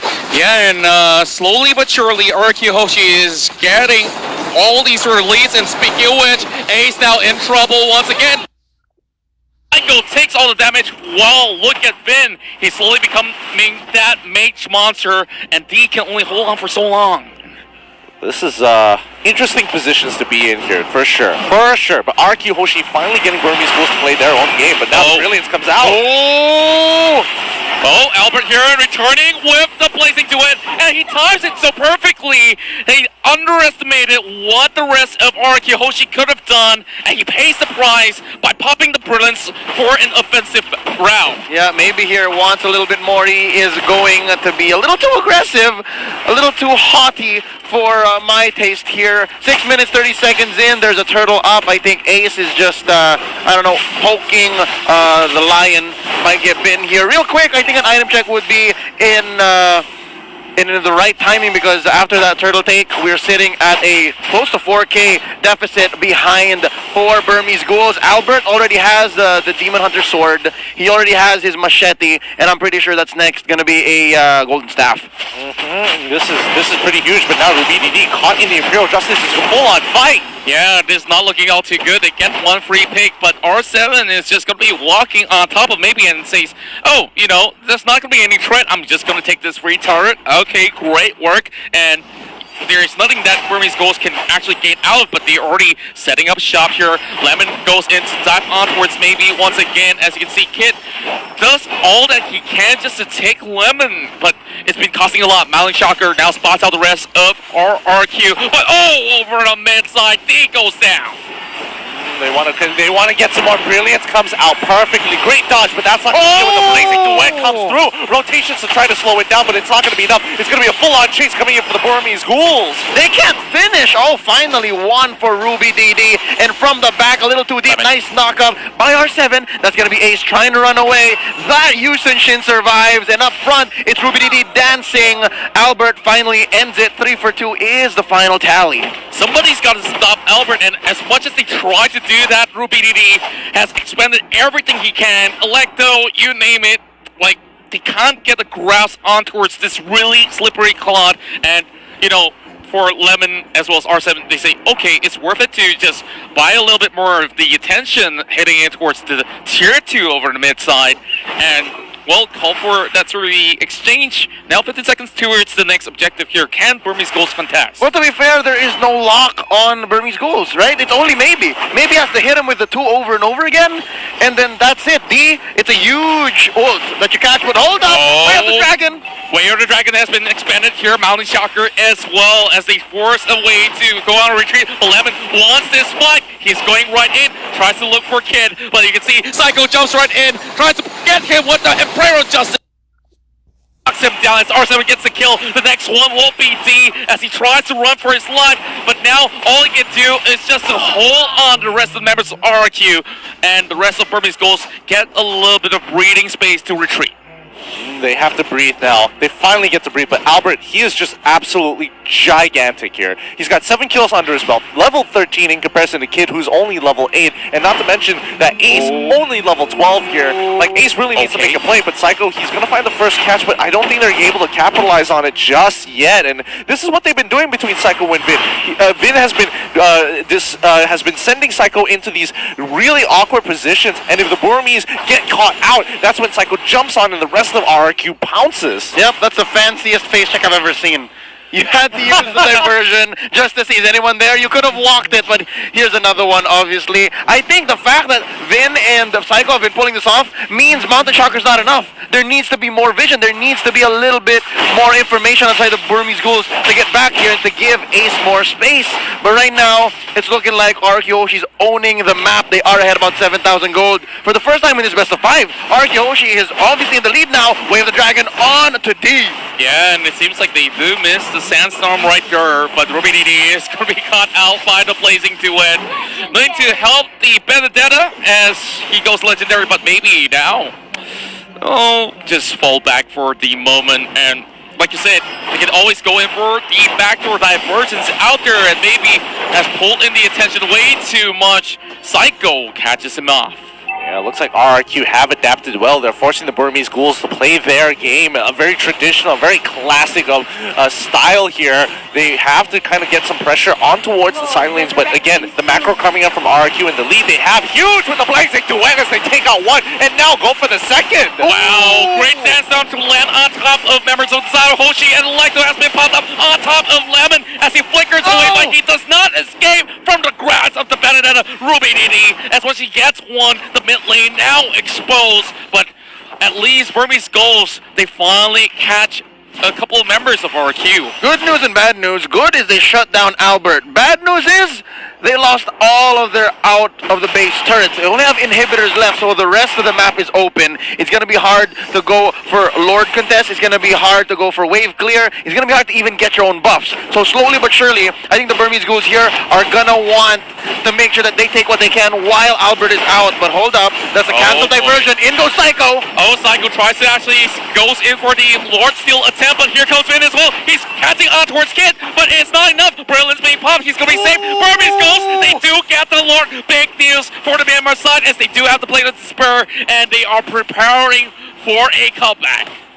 Vin was trying to do his very best to try and chunk out the main damage dealer, going to be Kid and Ace on their side of the map, but I think overall, very desperate attempt. He probably should have played a little bit towards the back line, waited for R7, and maybe could have potentially made the Burmese Ghouls into a fight that they weren't expecting to get that pick. However, now that that is done, Lord is going to be knocking on their door, and let's see how Burmese Ghouls maximize their goal, because this was their comeback mechanic. Yeah, it's reminiscent of game number 1 where, you know, once they get that Lord, they will be able to just get a lot more of that macro pressure going on. And speaking of macro pressure, you look at Ruby DD all the way up towards the mid side. He uses the Lecto, not really the direction that he could possibly get any sort of a way to escape, but the Lord already knocking on towards the top side here, and it seems like they will be able to save it. Also check out R7. He's just working, man. He's just working, pushing up this wave, and in comes D. If anyone can afford to like check into things, it should be maybe it should be D. But hold up, Kid gets destroyed. Oh, that's a big one coming in. He just shouldn't fold his way in, and well, of course, he's did use his Wear the Dragon, but here comes Psycho locking in D with the Imperial Justice as D will be able to walk out alive. But the rest of the members of BG, they're focusing their attention on a split 2-2, as the other members just trying to see whether or not will they just dive right in. I think Ruby DD should take care of himself more. Again, that whole defense that turned into the Albert shutdown and eventually into the Lord was only because Ruby DD performed. Ruby DD did so well, and I think if they can protect him a little more and they can tell him not to go too deep, maybe one or two more team fights that go that way, then yeah, Burmese Ghouls can reclaim the map. But right now, if there's another pickoff on Ruby DD, RRQ Hoshi is looking at a quick finish after that. Yeah, and I think I would totally agree with you there, Leo, because again, RRQ, they've got the better front-to-front combat system against Burmese Ghouls. Burmese Ghouls need to get in towards that backside. They need to take out Albert. Albert is gigantic, and he's going to be so hard to catch. He's 8-1 unless he makes a mistake with his Blazing Duet, which he doesn't necessarily even need most of the fights. Yeah, you can already see RQ Hoshi is on an automation mode itself. Like, they're so comfortable with this recent meta, and R7 can definitely buy as much time as he wants from all these sort of side lanes, do exactly what RQ Hoshi does best, you know, just pressure from both left and the right wing, and now Vin also gets his big purchases. You know what? I'd like to add to what you just said. Comfortable in this current meta. I'd like to think they're pushing the meta. Save for that whole Diggy thing, like that's a Burmese thing. But for our Q here, James, they've also shown us quite a bit of what they're capable of when they're trying to get creative. But right now, this is just bread and butter. Gotta point out as well, the unsung hero here, Vin. A lot of these engages, a lot of these team fights, a lot of these free pickoffs wouldn't happen without Vin. That's right, and of course, very fair point right there. And I definitely think that Vin has been able to actually go in to just set up a great sort of engagement opportunity for the side of RRQ alongside with Psycho, and you can evidently see like easily he's managed to just participate in 16 of these fights. Ooh. I think they need to just slow it down. I mean, like, RRQ Hoshi is just literally waiting for the Lord to come up, have their win conditions at hand, and this is their last push. If Burmese Ghouls is able to defend it, then the gold is not going to matter, and this game is going to drag on until Kingdom Come, until somebody makes that mistake. And right now, R7, he's actually quite a force to be reckoned with, especially when he has Hydra in a 1v1 lane against Ruby DD, who has a slight advantage only because of the battle spell. Well, speaking of which, this is where the Waiter Dragon will connect towards Ruby DD, and in this 1v1, you can obviously see who exactly is winning the trades, as he will call for this to be breaking off. And with the Lord already being out there, RQ Hoshi is having Albert just pulling the Lord out while the rest of Burberry's Ghouls, they're riding towards the scene, and he does get a catch right here. But Lemon, he's really getting all the attention that they need for Albert to come right in for the Blazing Duet. The rest of the members of Burberry's Ghouls, they're shredded down as they melt like butter. But Ace, they do get out of this one with a little help, and D, he cannot really hold on for this defense. Yeah, this is what I was talking about. Like, Ruby DD is such a big part of this fight, and the fact that R7 just isolated him and now might take him out. It's such a big deal. Nice use of Sword Intent to run away. Another free dash here for our Benedetta. Ruby DD, oh, he goes on for miles. This is a marathon for his life, and R7, he's not going to give up. He knows you're still there. Nice use of Electro Final Blow. Going to be clearing the wave. Lord taken out off camera. Quick solo there by Albert, and this could go forever, and there's the knockout. Yeah. At the end of the day, Ruby DD did his job, and that is, we're losing the fight, clear the waves. You have no way to really pressure us until the Lord is up, and now that, the Lord is down, that might, change things just a little bit, but it buys enough time for the Burmese Ghouls to prepare for it. Okay, we're back off of our cooldowns, we're back alive in our base, and we can actually defend this properly. If I really could just honor an MVP right now, like you said, it's R7, because he really pulled the entirety of the attention of Ruby DD up to the point that, yeah, you might just go in for the split push, but if you can't get anywhere near the Lord, like they were attempting the Lord, and they know that, okay, doesn't matter, this Benedetta is already on the elastic of health, and you can just keep him there for a long time. But here comes the dive, and Psycho is trying to go in for the setup. Yeah, he wants to go for a little bit more, but Lord, they're playing this slow. They're not looking to get those fights. They're saying, hey, give them the inhibitors. As long as we can get rid of this Lord, we have a great opportunity. Mid is going to be the next target here, but when is the fight going to start? And speaking of which here, this might just be the end of it all if they don't take out the Lord. And with that, RQ Hoshi breaks down the final inhibitor up towards the mid side, and now all doors being opened up for RQ Hoshi to secure point number 1. But you can see Burmese Goals, they're looking to set up the perfect defense right here. Maybe getting a chunk of health being taken out, but Lemon, they're in the middle of it all, and D almost dropping out as he tries to get his health all the way back up. But look at Ruby DD finally going in for Electos. He tries to cut over on towards the back lines, and Finn, he does fall down with a slither of health still left. Mountain Chakra being popped up. They're going for Albert, and the Sandstorm goes in for that dive, but RQ is prepared for this defense. And look at Finn, he's perfectly positioned. He might just be able to turn this one around. He goes down, and he does have immortality to buy a few seconds off. And look at it. It's still 4 members still available for Burmese Gold for the defense. That was a great fight for both sides here. RRQ finding the picks that they were looking for. Lemon doing a great job. R7 able to zone out the right targets. And Burmese Gold is pulling back when necessary, but that's not all. They're going to fight one more time, trying to duke it out. Maybe you're going to be running away, but the Blink Duet has been called in by Albert, and Psycho takes down Ruby DD. Again, a very big key to this defense and the whole Burmese Ghouls agenda. And right now, that's 3 defenders left, 5 for RQ Hoshi. They can smell blood. They know that it could end right here, right now, and it's looking grim for the Burmese Ghouls. Ladies and gentlemen, this is a fight you don't want to miss. That's down onto maybe, the knockout onto one more ace goes. That's going to be it. Game number 3. RQ Hoshi is still in the upper bracket in this one. Woo! The semifinals are looking good. RRQ managed to take another game, managed to take a game from the Burmese Ghouls, bringing it 2-1. So this bout is not over just yet. Now, looking at the draft, they just banned out the Diggy.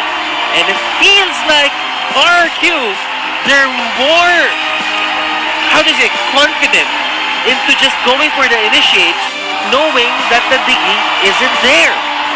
I think more importantly is that Burmese Ghoul is playing in a particular style that RRQ is very comfortable with back home in Indonesia. Like, they do this every other day in the MPL. So Burmese Ghouls, they got to get a little bit more creative here if they want to get ahead. And for the majority of the game, even though that they were down a ton of kills, they were able to kind of maintain that goal lead. And honestly, if they had something that skilled a little bit harder, they might have been able to turn it around. Exactly, and this is the thing that we did mention early on when we went in towards this draft. Like, this is something that even the rest of the teams that have been participating in the M2 will be able to play. And after that Diggy has gone out of play, I feel like that playbook has stuck back towards what they were used to before, and they underestimated what R7 could possibly pull out with the Cho. Yep, and this is the kind of Cho I like, alright? I hate to beat a dead horse, but I talked to Lusty from Brenny Sports about this and said, man, they choked out your Cho.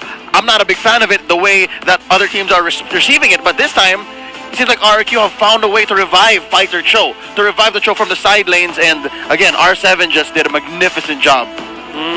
But before we actually throw out our ideas here in the caster's desk, let us know what our analysts think.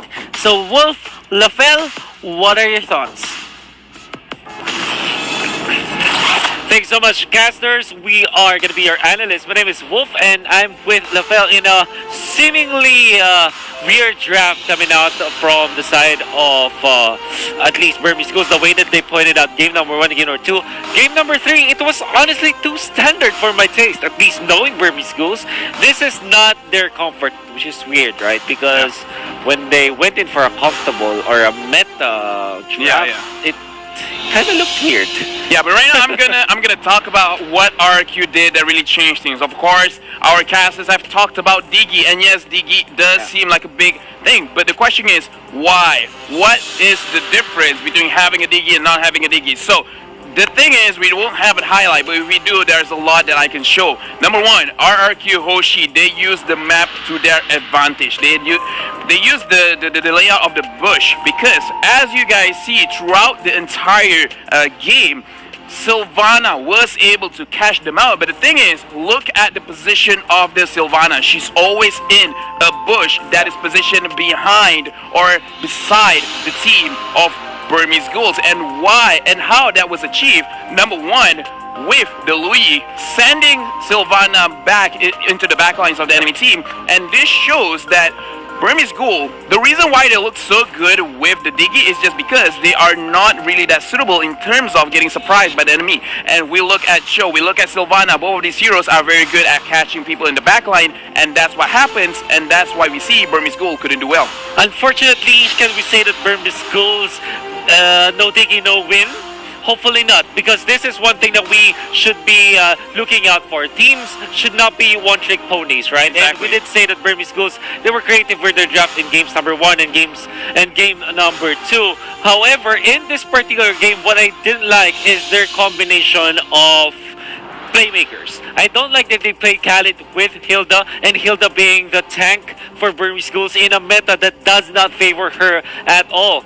Hilda was the queen of the invasive meta wherein you just mess up with your opponent's jungles, but in this game wherein you need to secure your own side of the farm, it's not good. Not only that, Lapel, I don't like the fact that Burmese Ghouls are playing Ace in a I would say, objective-taking manner when in fact they do have the Yi and Shin. It's just that they were defeated when it comes to overtaking those objectives. Like turrets, it favored RQ Hoshi 10-2, while the Lord and the Turtle, it was always on the side of RQ Hoshi.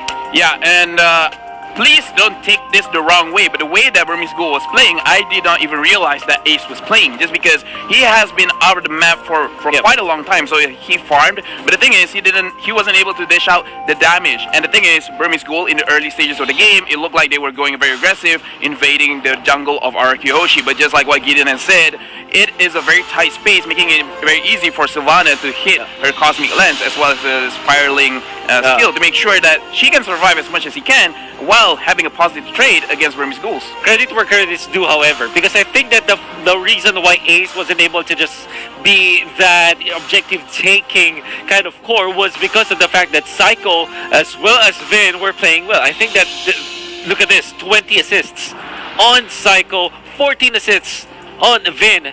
The way that they were aggressive in the early stages, in a way, it's effective against Burmese Ghouls because it wasn't the aggressive type wherein you just die so much, right? It's not like only just brute force. Very smart control coming up from RQ Hoshi's supporting crew by overtaking the map and not letting Yi and Shin get the farm themselves. Now, looking at the MVP, it is actually Psycho with a 5-2 20 KDA. And this is a tank Sylvana that went for the Dominance Ice, comboed up with three more defensive items, and add value onto that armor boots. I love how he played in this particular game. Any other thoughts now from Psycho? I love Psycho because in this game, he is the bane for the side of Burmese Ghouls. That's right. He initiated a lot of those fights, he protected his team, and the thing is, Psycho could not do anything when there is a Diggy, but when there is no Diggy, it makes it very, very easy for him to engage onto Burmese Ghoul. And I think without the Diggy pick, RRQ is playing their game. Yeah. And Burmese Ghoul, they do not know how to play RRQ game. You know what? That game really showed us that RQ Hoshi kind of understood how Burmese Ghouls wanted to play, and that is based on team fights. They were so phenomenal when it comes to their team fighting. Burmese Ghouls were really in sync with each other. But RQ Hoshi, the way they did this was they were winning the fights by actually not engaging fully, but trying to take it in a more slower way. And we did say that this is the games that RQ Hoshi wanted to play. They want to play slowly, they want to play methodically, and indeed, they were able to do so in game number 3. Yeah, RRQ, they just picked them off one by one, lowering all that firepower. And the thing is, all of them did focus on firepower, not really defensive side. Yeah, I mean, in the upper bracket, the finals that we have, it's not going to be a 3-0, at least 2-1 in favor still of Burmese Ghouls. But let's find out what happens in game number 4 as we throw it back to the casters. Thank you, Lefel and Wolf, and you are back in the caster's desk with Butters, Gideon, Leo, and Contra, and we are still your casters for this series. This is a best of 5 game number 4, and I have a question, another question again for you guys. Why is it that every single time Diggy comes back into a tournament meta, he's always broken or something can be exploited when the Diggy just comes back? I mean, the last time that we saw this guy, he was in a feeding strat. Right now, just seeing how the time's journey work. Yeah, he's like a sledgehammer. He's just like, we don't care. We are gonna break down. We are gonna get our fight, regardless. No, I think I have an answer. It's the way his kit works. It's a very polarizing kit. It's either it does everything for your team to activate it, or it does nothing. Some teams just don't care. Like, there were some moments when maybe just walked in and he's gone. And those are fights that the Burmese Ghouls don't like. But the fact that he's still there is always a threat of activation. And I think, again, this is just a genius of the design of the hero, which could also be the reason why he's kind of broken, is because of his passive, right? Yeah, his passive makes him omnipotent in such a way. Yeah. Plus, pull yourself together. So you're always afraid of, this thing is always online. This thing is always just waiting in the bushes. It's a scary thought. He's so cute, but he's so scary. I think, teams are evolving in such a way that, when we're looking at other mobile titles here, there's a lot of, in-depth mechanics that people have to kind of, be aware of. And I think a lot of that is translating over to a lot of these teams because they're reaching higher and higher peaks in the game itself, realizing, hey, these are abusable mechanics. These are extremely powerful mechanics.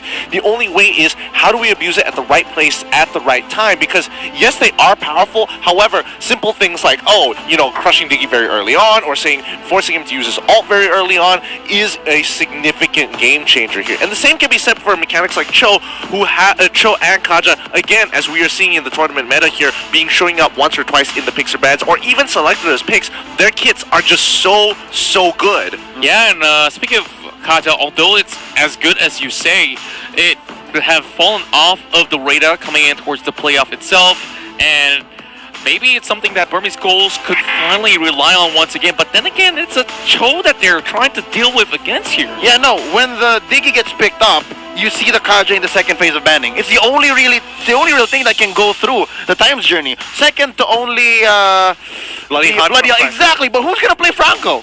Well, give it a couple of times, realize, keep hitting the same wall again and again and again, and somebody's gonna have to It's adapt. a challenge. It's a challenge. I'm just gonna stray the conversation away from Diggy to Claude.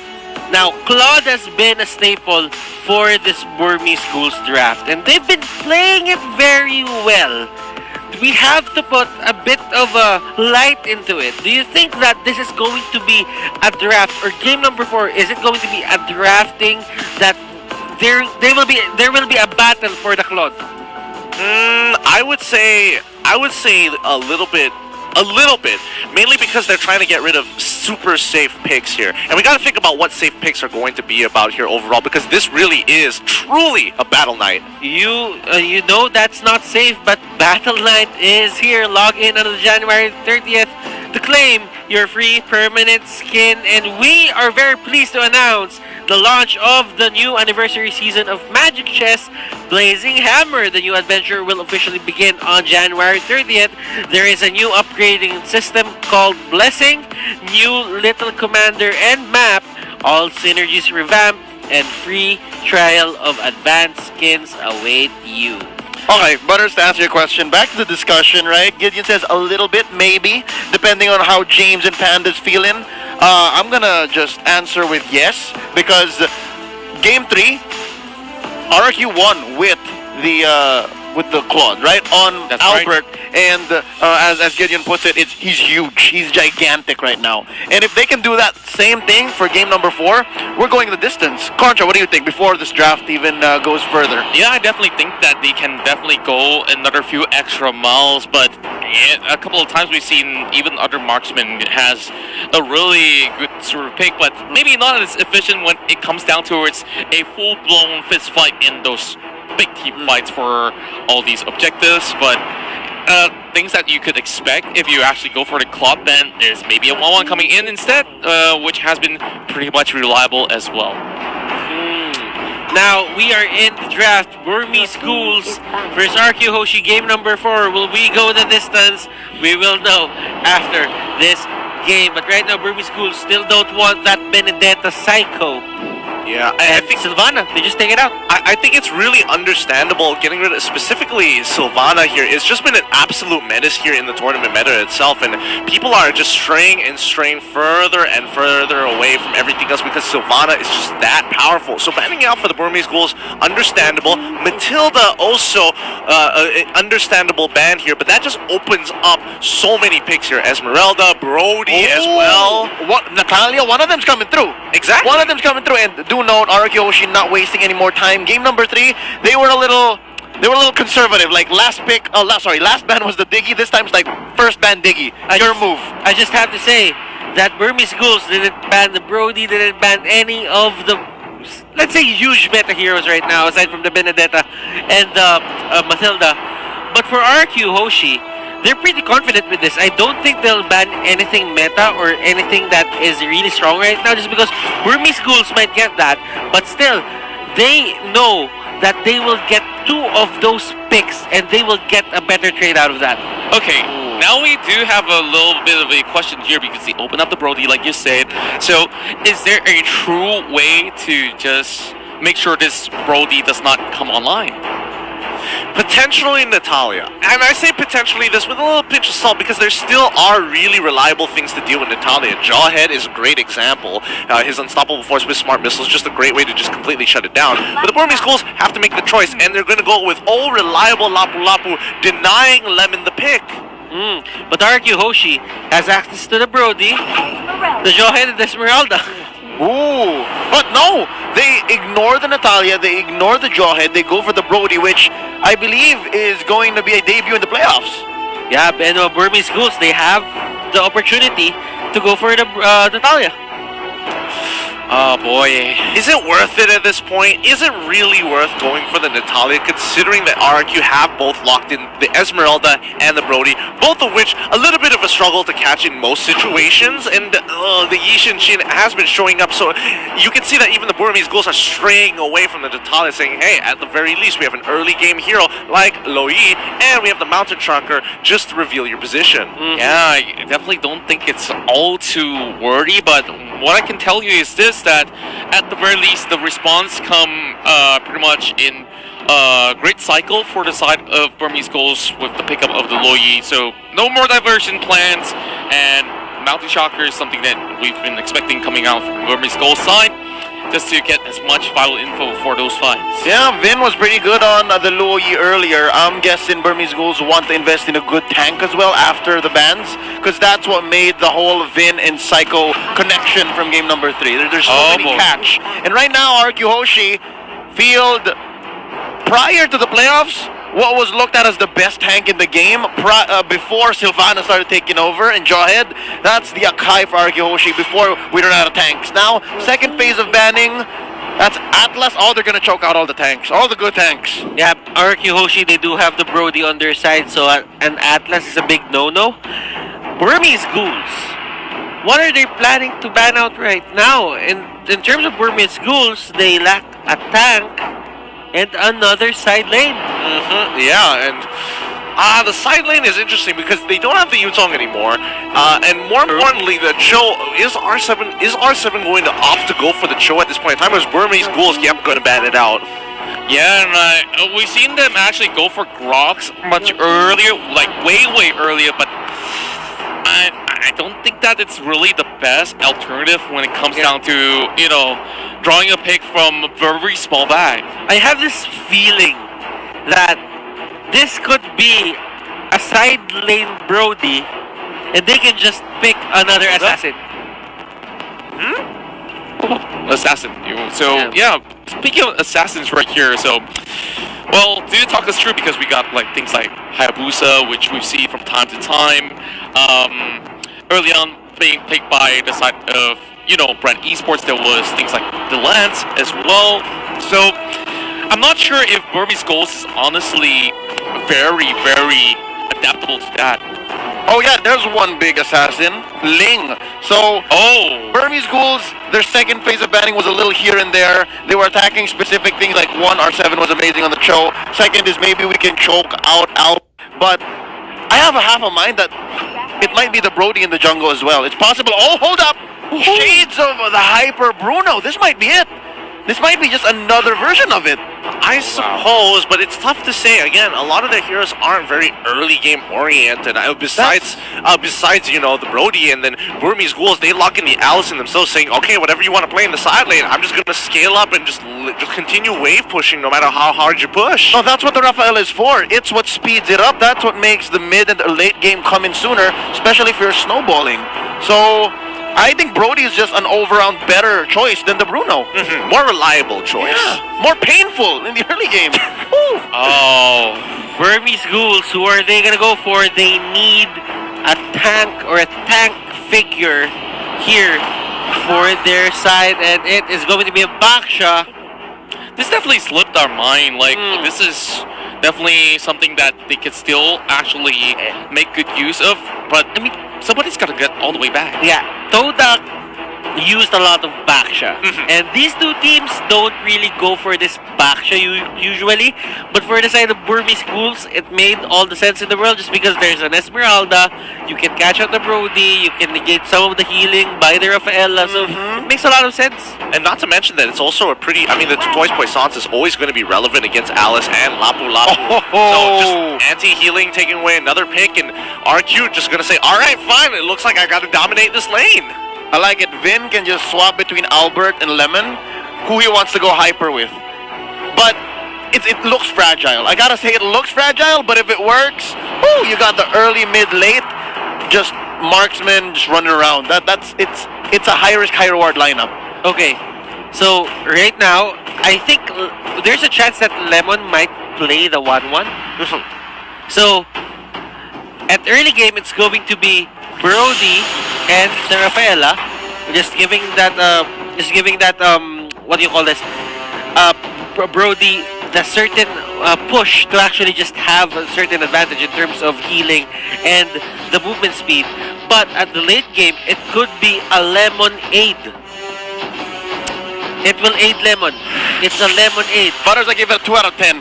It's been a long day. I mean, you guys just didn't It's get been a long day. All right. Tough crowd here at the cast. I mean, I tried my best, but I hope you guys try your best as well as you will cast the game for this series. Game number 4. Take it away, guys. I give up. Obviously, game 4 Brain on Butters. Ladies and gentlemen, let's get it on. One more game until we say it's the final one for this semifinals round. Burmese Ghouls versus RRQ Hoshi. Let's see how they play this out here. Now, RRQ are going to be looking to control this mid game as much as possible with the rest of the BG. Are you still thinking about it? I'm good. It's A little bit. time. It's Honestly, go time. a little bit. It's go Ghoul time. Hunters, we just can't get it off our heads, and for the side of BG, they gotta find a way to get in the hands of RRQ, starting off by taking down Lemon. A huge pick off here, and that's why, the box set can be a very annoying pick because, again, it rotates so fast and you don't exactly have a lot of time to react to it overall. And not to mention, with the added, chain CC coming in from Ruby DD, it just helps it speed it up some more. I like that first blood. I mean, it's good for Burmese Ghouls because they're cheesing out. Nice steal by RRQ. This is smart. And are they baiting out their second core? Are they baiting out their second core just for the steal? I don't think so. In goes Ruby DD. Oh, they missed out. Lemon out, playing them. Hold up. You're going to pay, says Ace. 2 for 1 so far. They do have the purple, I think, but they lost out on the orange. They trade out Ruby DD. I call it a wash. I mean, not gonna lie, Ruby DD kind of trolled there, especially when Yishin Shin was coming up there. But more importantly, maybe actually took the execute. I thought he was gonna take a rejuvenate, and that's why he just popped him straight away at level 1. Ooh, I like the execute choice. This is a lethal Baksha coming in, making sure that everything he starts, he finishes. Yeah, just like what he did on the Grok in a sort of way, gotta play a little bit more offensively, but I just missed a little bit of a glimpse of that. Yeah, kind of didn't see that. All right, but for now, the turtle is back up, and this has been a high contestation point for a lot of these teams. How is Burmese Ghouls, especially with a lineup like this, very standard overall, going to deal with RRQ as R7 getting a pretty good lead onto D here, but this is going to be the 1v1 of a lifetime. He has to dodge a lot of these abilities when he transforms into that big broadsword. He's got to be a lot more careful. Nice Cyclone Eye steal here by Kid. And I guess Burmese Ghouls is just of the mind of, you took our orange, let us take most of the things in your jungle that we can take safely right now. Starting up, this turtle, nice vision being set in here by Ace. Mountain Shocker, oh, they know that all 4 or 5 are here. Oh, they will be able to get the turtle though. Psycho's chasing right in for a kid, but you can definitely see maybe he's dropping really low. The rest of RRQ, they're focusing their attention on towards D. Oh my goodness, look at the damage coming out of Albert as they will be securing 2. But in exchange, of course, a little bit of a back and forth, but still looking pretty hot coming from RRQ. Ooh, maybe here with the concussive blast dealing a little bit more damage, and Ace can't finish the job. Maybe his execute is off of cooldown. Interesting how they didn't get anything out of that. I mean, again, execute works in a very particular. Ours is willing to trade. You wanted to go for the double kill, and now Psycho has to sit under the turret to protect the 1,000-pounder out of there. And now, I mean, 2-for-1 trade. Regardless, RRQ very happy with the situation, but now D wants to get the kill. Ah, no! No! Oh man, this is a full-blown Rumble Royale away, and you can definitely see up top, it's gonna be Lemon. It's gonna be having the Aegis for himself, and Albert has arrived and torn him apart. All memories all washed up. I mean, if they give it enough time, Burmese Ghouls is going to slowly fall off, especially when in the likes of having Brody and Wanwan in that position. However, I will say that Burmese Ghouls have a lot of utility in their composition. Oh yeah, for sure. Psycho here, gonna go ahead and retreat. Close one, that's gonna be a takedown by Ace underneath their own turret. I wonder where the trade-off's gonna happen. Yeah, RRQ Hoshi going for that top lane. Both marksmen getting quite a chunk of damage in. The first to take it down. Open artery in mid. Vin from the back lines. Nice jump in by R7. Maybe steals. The Cyclone Eye bumped right in to Vin. Holy bap. That was really dangerous here. You can definitely see Vin, although he's low, he's trying to pull it back, and it's gonna be it. R7 will be able to find that pickup here, and D running for his life. He's trying to turn this one around, but how long can he just survive as R7 goes in for another? It's a 4-1 on R7's side. I'm so very confused here. Maybe he decides to turn around with the Cyclone Eye, but again, what was the Burmese Ghouls trying to do? Were they trying to buy a lot of time so that they could get the push and break the shield off down bot lane, or were they trying to go for the invade and steal away a couple of camps? Not entirely sure, but they didn't get that return of investment that I was looking for. Yeah, if anything, that was a masterful outplay. A team fight orchestrated over the span of 20-30 seconds by RRQ Hoshi. They won overall. They won. That was their call. Oh, RubyDD getting a good hit onto Lemon, but again, only 50% of his life goes down, and the rest of the Burmese Ghouls want to say hi. And Psycho now being stuck in a rock the hard place, as you can definitely see. Lemon has already gone down, and Psycho makes it out alive, giving the turret away to Burmese Skull. At least this exchange is favorable for the side of BG, as they're hoping to catch even more out of that, but maybe stuck in between the pit is really able to jump over the wall. So RRQ Hoshi, yeah, they're still having very slight leads at the moment. I mean, they're getting some good pushes here and there across the map, but again, pretty 50-50 overall. The gold, relatively the same, 2 objectives each. The only real difference is that RRQ have been able to get a little bit more turtles in comparison to the Burmese Ghouls, and at the end of the day, it does come down to the fight. Ooh, RubyDD, forcing out the flicker out of him. This is important because RubyDD, once he scales up and gets into that backline, if he gets a huge flowing blood with that blood ode, he can just start chunking out a lot of these squishier targets. That's what's interesting about both lineups. They have quite the insurance policy. Both can scale pretty well, but it looks like RRQ Hoshi just wants to get there first. And so far, mission accomplished. They're ahead by about 2,000 gold, give or take. But Burmese Ghouls, they're regaining quite a bit of the map. It's looking pretty blue, save for that huge wave coming up top. But right now, maybe cutting the wave from the back to give space for Ace. But right now, Vin and Psycho want to engage. The rest of the cavalry has arrived. D being stuck by the corner. He's got the flicker away. The rest of RRQ hunting him down.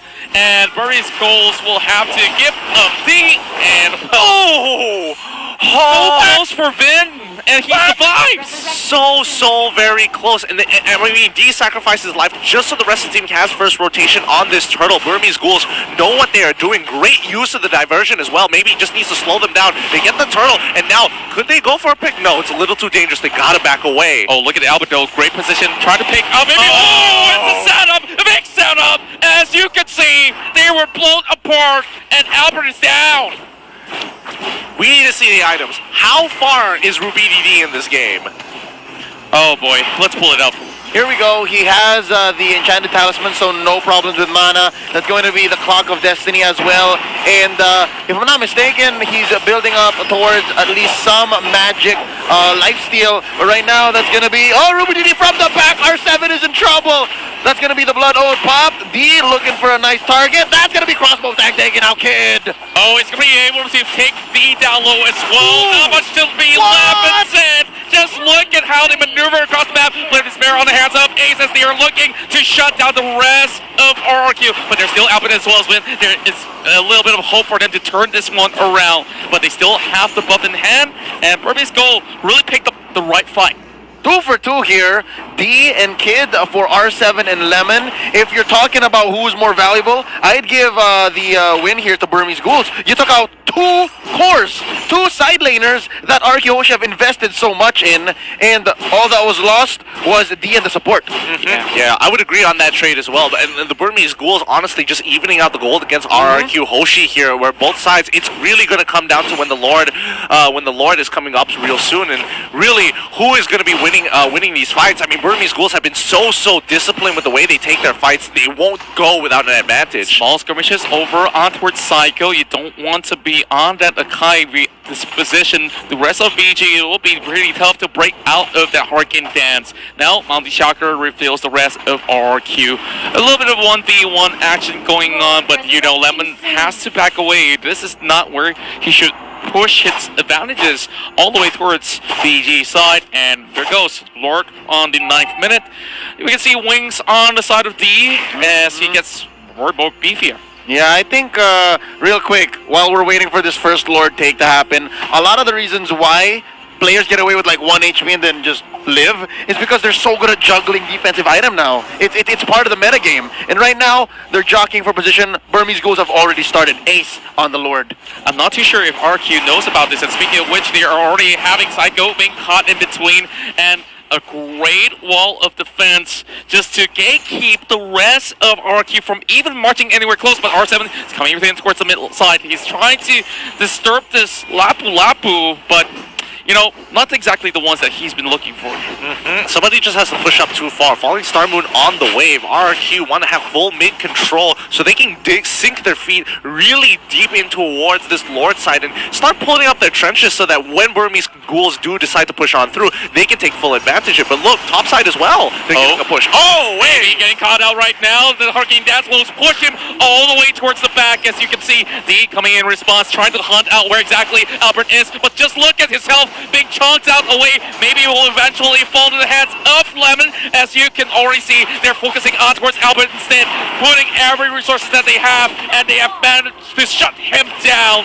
Well, BG, they might just be able to close out a few members, but just look at Psycho as well as Lemon. They're dropping real low. Ruby DT, he's putting so much of the hard work, and he might just be able to catch them down. It's a 3-for-2 exchange now in favor of the side of RQ, but they have to back away. It's Ace and D taken down. It's Kid, Ruby DD surviving 3 for 3 right now, and neither walk away with a free Lord, neither get much movement on the map. It's because these fights are lasting longer than either are comfortable with. And now that's R7 pushing away Kid. He might even get the kill. Oh, he does!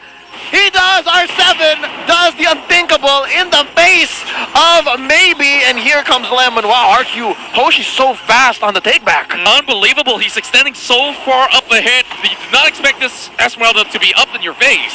Yeah, they got to push on even further, and R7 once again onto Ruby DD, who's clearing up the waves, and again, Lord is up. Flowing Blood is going to put him into safety, but the rest of the Burmese Ghouls, they're just getting ready to start another fight, and it's still even on both sides. Psycho jumping right in, zoning out the moment.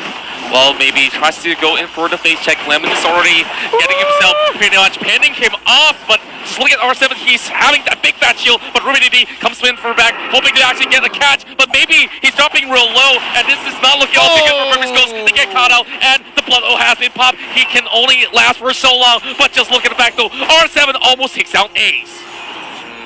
tough all across the board. They managed to get the pick with nothing in return, and Burmese Ghouls finally they're slowly losing the lead here, but in terms of gold, not that big of a deal, but they lose a lot of position, especially with that Lord, and the question is, how far ahead is RRQ going to get with this upcoming Lord push? It's enhanced, by the way. Now R7 caught out here by 4.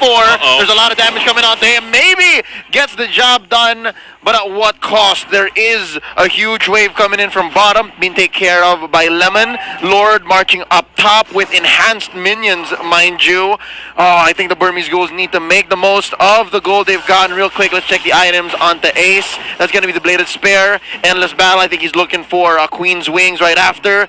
D has that casual Dreadnought armor, Queen's Wings as well, and the Bloodlust Axe. Oh, I think he needs more damage. D needs a lot more damage here. It's not enough. Yeah, we definitely see it's pretty evident, and just look at how they need to expend so many resources just to take down R7 has gone to be a huge factor of RQ's current lead. So they should be able to shred this Lord down to less than 50%, but RQ, they're looking to find a pick off. And now Albert is being chunked down. This is not looking all too good, and Blood Oath has been used out there. They've been able to catch out the Brody, and things are not looking any all too well for the side of RRQ. Burmese Ghouls calls in for the small victories.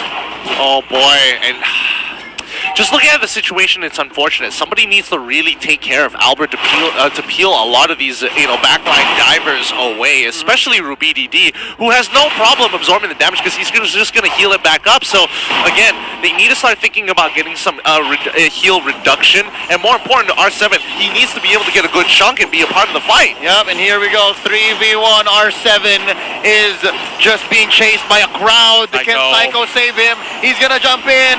Oh, that's going to be Vin joining the fight. Ladies and gentlemen, this is M2 Action game number 4.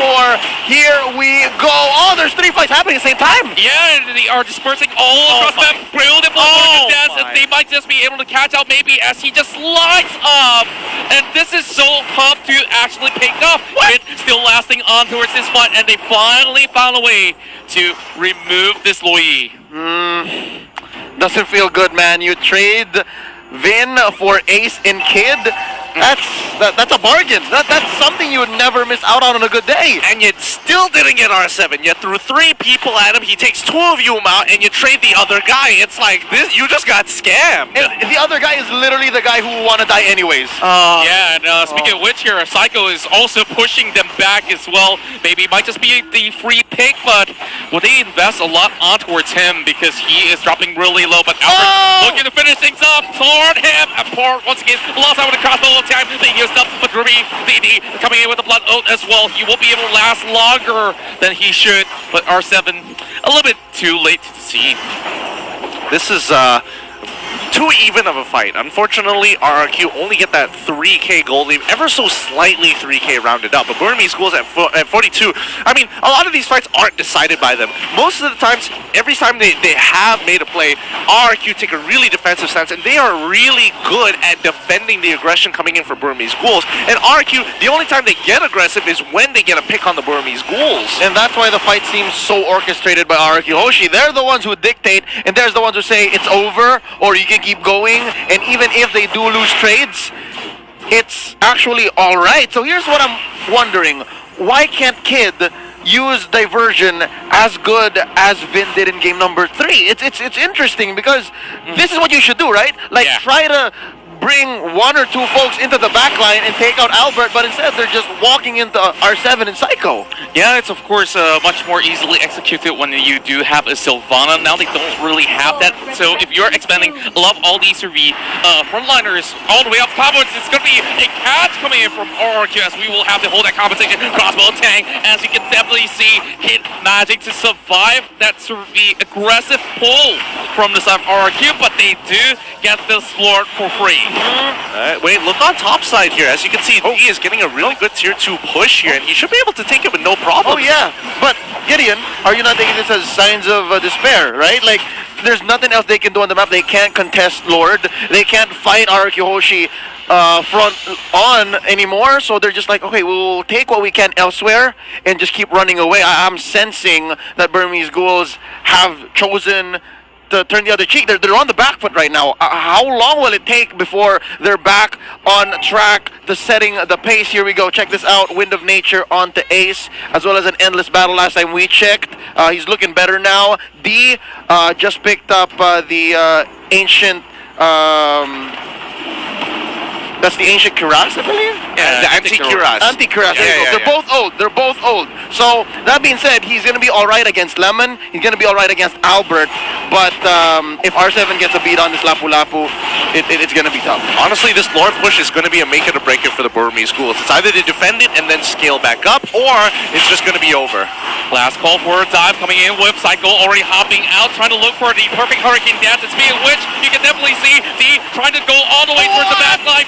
They are all torn apart, and Burmese Schools, they have lost 3 members, and with this might just be the reverse sweep commencing from this point onwards, because RRQ Hoshi is bringing it in towards a game 5. Oh boy, yeah, I mean, they've learned from their mistakes from M1 itself, and they've become a dominant team to the point where reverse sweeps isn't even in their dictionary. They are able to set the pace, and they won't let the Burmese Ghouls take it away from them, not without a fight. Ladies and gentlemen, we go the distance. This is game 4 taken by RRQ Hoshi. Butters, man, it really came to Lemonade, huh? Lemonade, that's what I'm telling you. It was funny and it made a lot of sense. Now, I'm gonna force that, by the way. Now, coming into game number 4, I know that Burmese Ghouls really looked lost when they went back to this traditional meta setup that we're having. It seems like LaFell was right. RRQ cannot play BG's game, but they figured out what made BG's game run. Now, RRQ is making them play their game, and they can find the groove, they can find the rhythm. Yeah, I think Burmese Ghouls are just like, especially when they have to play standard against RRQ, this is where the experience kicks in. And I think, you know, when James was making the comments that, like, as long as it goes until the late game, my team is going to be absolutely fine. In RRQ, they've done this multiple times, and considering the number of games they've had, and considering how the MPL Indonesia, a lot of their grand finals, especially when it comes to that best of 7, extend to these lengths, RRQ, this is their kind of play zone. Yeah, the veterancy and just the experience now showing. Definitely still a comfortable place for RRQ Hoshi. I think they broke a sweat, but that just means it's go time, right? Like, it's, very well done, Burmese Ghouls. Now you've awoken the dragon. That's what it feels like right now after game 4. Yeah, definitely facing against this so formidable side of Indonesia. Their stamina is really going to be lasting for a very long time, as we've already seen some of all these great plays, but of course, there's a lot more that the analyst wants to say. As much as I love to talk with you guys about this on camera, we have to throw it back to our analyst, LaFell. Wolf, take it away. Well, what a game coming out from both Burmese Schools and RQ. My goodness, I thought it would go it could go either way. There came a point where it was an objective-taking battle between both these teams, where they were taking parts of the map, mirroring each other. In the end, it was RQ Hoshi who stands strong. My name is Wolf, and I'm with LaFell. Going to be talking about game number 4 of this best of 5 upper bracket series between RQ Hoshi and Burmese Schools. What can you say about that match very quickly? So, the first thing, Joachim, our host, he asked a very good question during the discourse. What if RRQ forces them going to the late game? And that's what we've been seeing for the last few games, where they bring it to the late game, and just like what James, the coach of RRQ, said, if it comes to the late game, we'll win. And it looks like that's the case. They're the king of kings, but I guess they're the kings of the late game as well. I want to say I completely agree with that, because when I was studying Burmese Schools, they were off of them just snowballing, and it's not like an aggressive snowball. Sometimes it's a snowball that you get out of getting all those objectives, getting your timings correctly, which is normally in the early stages. But then again, they were facing up against a team that's more experienced when it comes to this late game strategies. I want to get back to 2 important players for the side of RQ Hoshi, which is R7 and Psycho. I think that their clutch mechanics are so good. They know exactly what to do in the latter stage of the match. Yeah, right now we are looking at the itemization of both of these teams. So let's look back at R7 with the Esmeralda. Of course, by this point of the game, I feel like most of the teams have most of their core items for R7 over here with the Calamity Reaper and with the Holy Crystal as well as the Enchanted Talisman is enough damage as well with the Oracle and Brute Force Breastplate, making him able to chase down as well as protect himself. And R7 reminds us again why Esmeralda is always banned. Yeah, he says Esmeralda plays so good. He understood this game so well, and even the Esmeralda, masterfully played by Arkyoshi's R7. Do take note that they went in for defensive items. I think they had like two Athena's shields, and then they paired it up with this wonderful Sea Halberd coming out from Lemon. He actually completed that item so that all the sustain from Burmese Schools are perfect. But for Burmese Schools side, there's really not much that we can say because they were put in a position wherein they needed to just rid Arkyuhoshi of sustain, but then again they were also dealing with shields. That's probably why there's a lot of true damage sources from their from the side. But quickly, look at the stats over here, just under gold, it's damage. 24,000 damage on the side of Burmese Ghouls and 19,000 damage on the side of Arkyuhoshi. This means that Burmese Ghouls, they are playing their own game where they like the damage kind of game. But damage sometimes is pretty bad in terms of the late game, because if you don't get the damage onto the right target that you want, then it's going to be very, very difficult. And that is what Esmeralda did. She went through the back line, making sure that everyone is very, very scattered in the team fight, making Burmese Ghouls very, very difficult to position themselves. But right now, let's look at the MVP of the game, and looks like it's going to go to R7 with the Esmeralda. A wonderful display from R7. I think there were many times where Burmese Ghouls tried to go for him. In fact, Burmese Ghouls, if you think about it, they do have the draft to kind of answer this Esmeralda. Loving the Baxia last pick, it really makes a lot of sense.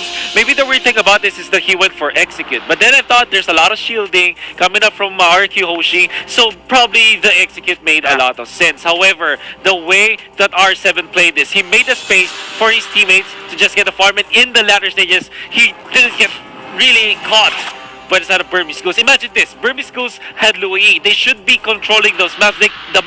They should be the ones looking for the pickoffs, but they weren't successful in doing so because Arkyuhoshi, they held their ground. And this shows the level of prowess on their mechanical skill. It's like you have all of these counters on paper with logic.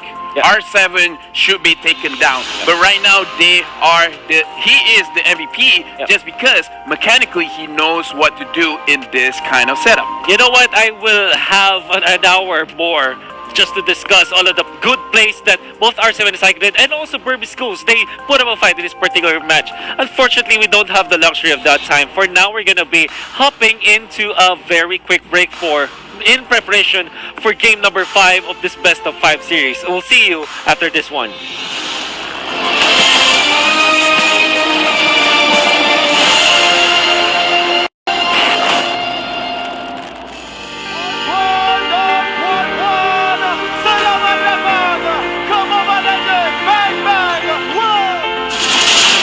Chivalry is dead.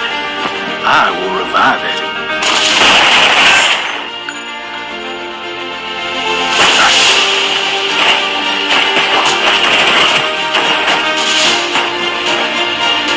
I've got a bullet with your name on it.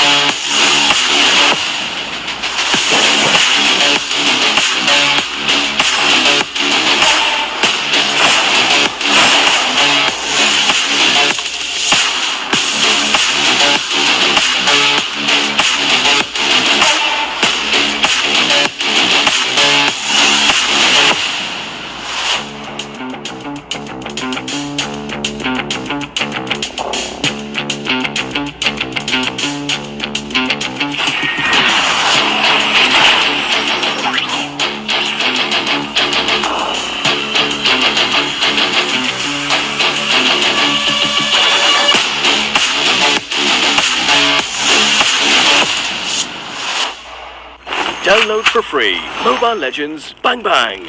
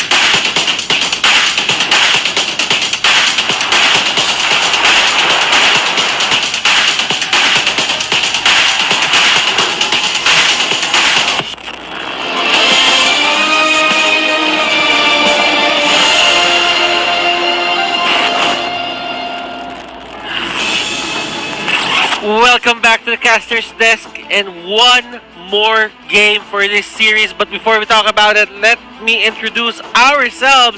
I am Butters, Gideon, he's Leo, and the guy right there that's very cute, he's Contra. And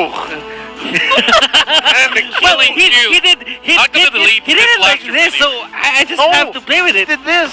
Yeah, he did this, so I have to play with it. But right now, this is going to be the final game for this best of 5 upper bracket finals. And man, looking at the games, you guys were talking a lot when we had to throw it back to our analysts.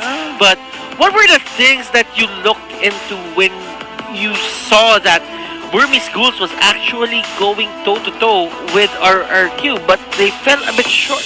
Well, it's just the standard line of play, you know, where both sides are trying to do the exact same thing, and then you're looking at each timestamp, what's happening, and bottom's gone, top's gone, mid's gone, mid's gone, invading buff, everybody comes out of turtle, rinse, repeat.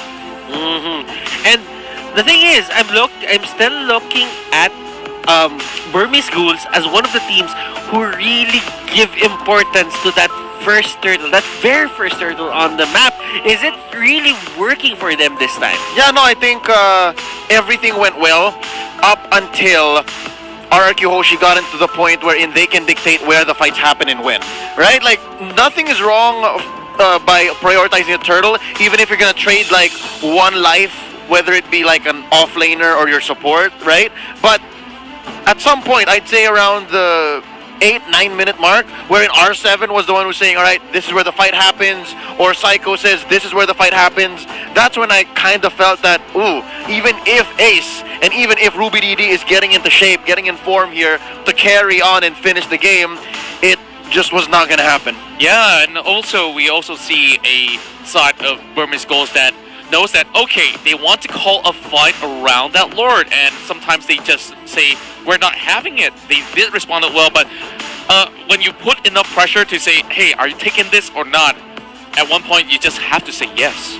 I mean, even saying yes to it, it's like you have to make sure that the conditions are right. And I think both sides, they struggle with this very often. And I think RRQ, as I mentioned before, the experience, this is their kind of area. They have so many games. I think the rest of Indonesia have experienced games like this. And when you come from an MPL region that is totally fine having 20-minute games almost every other day, this is what it looks like. You have the stamina, and stamina is a factor here. Just that mental fortitude. Like Burmese Ghouls, they were feeling great.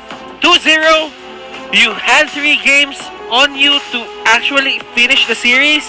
And there was no pressure. There were room for error, but right now it's a best of 1 again. Yep. They reset it. Yep. And I think this is where the Burmese Ghouls run so far is going to be tested. Like right now, this is where they have to say, all right, none of what we've done so far is a fluke. Everything that we've said and everything that we've done means something. And against the King of Kings, I could not ask for a better chance than this. This is their biggest opportunity yet. It's not a championship grand finals, best of 7 just yet, but this best of 5 feels like it's quite the appetizer.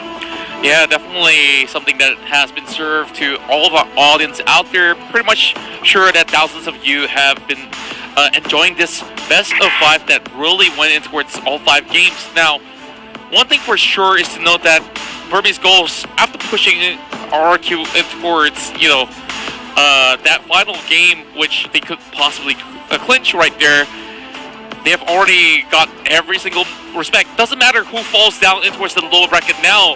They know that whoever goes down, the other teams have to worry about facing a demon. So we have 1 minute and 30 seconds left before we head on to the draft. Before that, let's talk about hero priority. You guys, we have watched the drafting. What do you think are the heroes that are gonna get banned and picked? But before we answer that, we are gonna tell you about something special.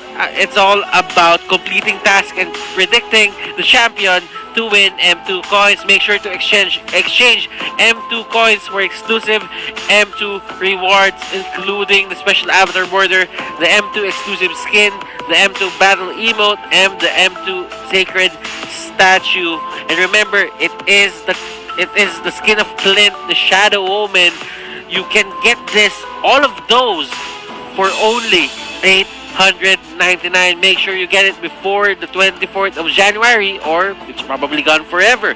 But going back, what are the heroes that are going to be banned, and what are the heroes that are prioritized in the first phase of picking? Pick me. You just go for it. Teacher Butters. I think RRQ Hoshi is gonna ban out Diggy. Like that's just something that they need to do. I think it's standard at this point in time because RRQ against BG, yeah, I think BG are very comfortable with the Diggy, and RRQ just like it's been out of the meta for so long, and they tried in the first 2 games to try and crush it. It did not work out even with the adaptation. Yeah, I definitely think that we're not going to be seeing any more Diggies, and yep, straight in towards the draft pits already. We don't have to say it. We've already got that removed. They just went for pow! Let's just go for the Diggy. RQ Hoshi, Yuzhong, and the Diggy. Burmese Ghouls banning out the Esmeralda. Now, RQ Hoshi showing us how it's done. And I just have to say, I'm excited to see how this affects the next few series that are gonna come up. That's because there is this Diggy that was introduced by Burmese Ghouls. Benedetta of Psycho is still not gonna make it through. Yep, no differences there, and I think at this point in time, RRQ might be considering to get rid of the Sylvana here, and instead they actually opt to go for the Selena. Now, Burmese Ghouls, the question is, Brody or nada? Oh, tough pick, and you know what? Like, Sylvana pretty much available for either sides to pick up as well, so... RQ Hoshi won't think twice about it. For sure. They're one team who really just wants they really just want their tank to have a good time, Psycho to have a good time. So yeah, it's a big responsibility for the Burmese Ghouls here. And given that their Diggy has been taken away, they still have quite a long way to create a lineup that works for them so far. And it's going to be a Matilda. So yeah, they're just saying, okay, Open season, go ahead, make my day. You pick up the Brody, you pick up the Sylvana, I'll get what's left. Ooh. Got Lapu Lapu, you've got, you know, all these sort of picks. We sometimes talk about the Giant. Here makes sense for the Brody, not Esmeralda. That's the first thing that they took out. Lapu and Brody is probably going to be the pick. Brody. Yeah, put respect on it. Jawhead Brody. Jawhead Brody even is a pretty good shout, but I mean, you know, considering how much they don't like Lemon being on Lapu to begin with, like, I feel like the Burmese Ghouls are going to take it. Lapu Brody is probably going to be my prediction for this one. And looking at it, RQ Hoshi, looking at their faces, their interactions, they're more lively right now. And it seems like they figured out a decade-old question or a decade-old riddle that they just, you know, they're celebrating right now. Oh, there it is. Oh, there it is. Gideon reading it like a book. Man, over on to the side of RQ Hoshi. What can they pick up? And it really is quite a sigh of relief when you figure out the answer to that riddle, right? Like, what never dies and is annoying and round? Iggy, just ban it out. Like, oh. I guess what's annoying and round in the past game was also the Akai, you know? Yeah. In a certain way, but that's definitely not going to be seeing any sort of bans. And I'm looking at the Yishin Shin that was also something that we didn't shout about during the first phase of the bans itself, makes its way in. And at first I want to call for the 1-1, but this definitely looks a lot better. Back to Joe. R7. R7's Cho. This is a fighter Cho. Yeah, I wouldn't be too surprised if Burmese Ghouls decide to go for Jawhead at this point in time. I mean, it's a pretty good shout here. It does the job. It's a great flex pick, and not to mention that it absolutely just shuts down Yishin Shin if he gets close enough. So, gotta be careful there. Burmese Ghouls, they go for an Atlas. Wow! Okay, this definitely changed the tempo of the game right now because one great Fatal Links connecting down towards Savannah or even, you know, Albert right there. All right. Oh, You it's seem a to slam be dunk. trying to figure something And out. then again, it's a counter for some marksmen, but I don't think it's going to work against a Yisung Shin. Yisung Shin has this way to actually just get out of that with the traceless, but Brody is just, I think this is a deny pick. Right. Saving them the trouble. Yeah. So it's a double-edged sword. It's hitting two birds with one stone. But what Burmese Ghouls are trying here. But yeah, I think they're gonna make the most of this odd Atlas with their mid choice. They're gonna get a good hero on to your boy Kid here. So we'll see. Banning now. That's gonna be Luo Yi for BG. RRQ Hoshi getting rid of the Farsa. Oh, I think they're both on the same page. I think BG is going to ban out Wanwan here. That's a possibility. They should actually go for it. This is something that RQ has been doing for so many times. On a I'm not roll. going to let them get away with this. On a roll, my guy. Well, Gideon has been very observant on the first four drafts, and right now you can just paint a clear picture of what this team wants. I mean, I could get a general idea, but again, like things like Atlas here, for me, it's Burmese Ghouls trying to think out of the box, to try a different style to try to catch RRQ off guard. And, you know, RRQ, they ban out the Claude here, very understandable to ensure that, you know, if Wanwan is gone, expect Claude to also get axed as well. Yeah, and speaking of which, now let's see what sort of mages do we have on the table, because I'm seeing two potentials here. They have gone for Lunox, and also Harif is a possibility, which I definitely think it's looking pretty solid if they want to go for it. I would probably lock in the Harith here. Like, just me personally. Alice is still out there though. Alice from the side lanes. That's what's for the Burmese Ghouls, because that's going to be the Brody going to the jungle for Ace. So let's see. And they go for a Harith. Harith's easier, I guess. Harith's safer. I mean, yeah, Harith is safer, and you know, we did see the performance earlier of the Alice where, you know, RQ just locked in the Akai, and I think that's what they're afraid of. Yeah, Ruby DD wants a change of pace, and I guess with the Fatal Links, you want them to go into a place wherein it's all for you, right? So yeah, Salmon Force is gonna pay dividends. Now RQ Hoshi locking in their final heroes for Slime. Oh boy! And this is an answer to the Harith. Oh, Mincetar. And they're like playing chess.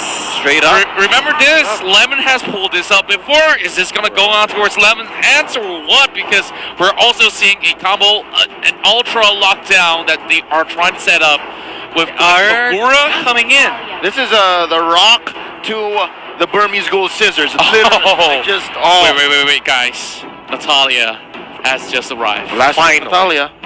You know what? I'm surprised that she only got picked at the second phase of this, and I think it's an answer probably to a Kagura and a Sylvana just to stop them from initiating properly. Yeah, no, more importantly, just to punish like the fact that Mincetar is on board. As long as he doesn't get the Kings calling down, no matter how good that perfect match at Fatal Links is going to be, this is just a great disengage mechanic for the team. Oh, we get caught out, Kings calling, back away, we're gonna be A-okay. Both of the teams have their own flavor, have their own style in terms of drafting. RQ Hoshi versus Burmese Ghouls. This is the upper bracket finals. This is a best of 5, and this is game number 5 of the series. Boys, what do you think? Mincetar or Atlas? Mincetar or Atlas? Two oddballs to choose from here, and I honestly want to see a successful Mincetar, but the success rate for Atlas to pull off great Fatal Links is even higher. Yo, Composition. you got the King from the King of Kings? That's on me. I will leave you guys with that question, and please take the floor.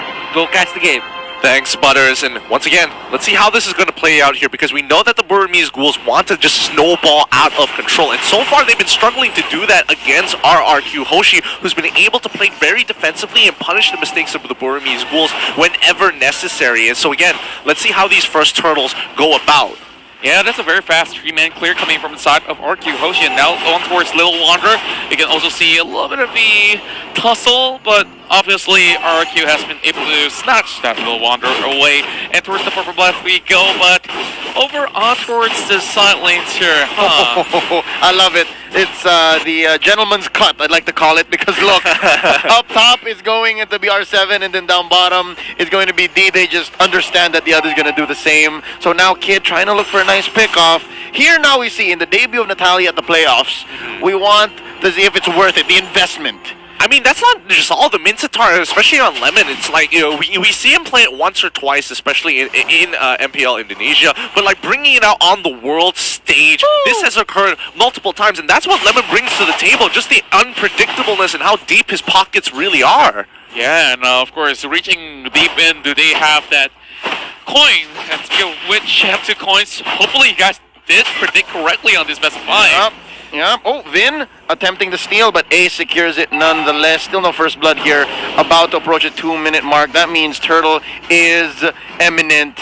It is nigh. And down bottom, that is a forced retreat on to Maybe, and Psycho cutting the lane up top.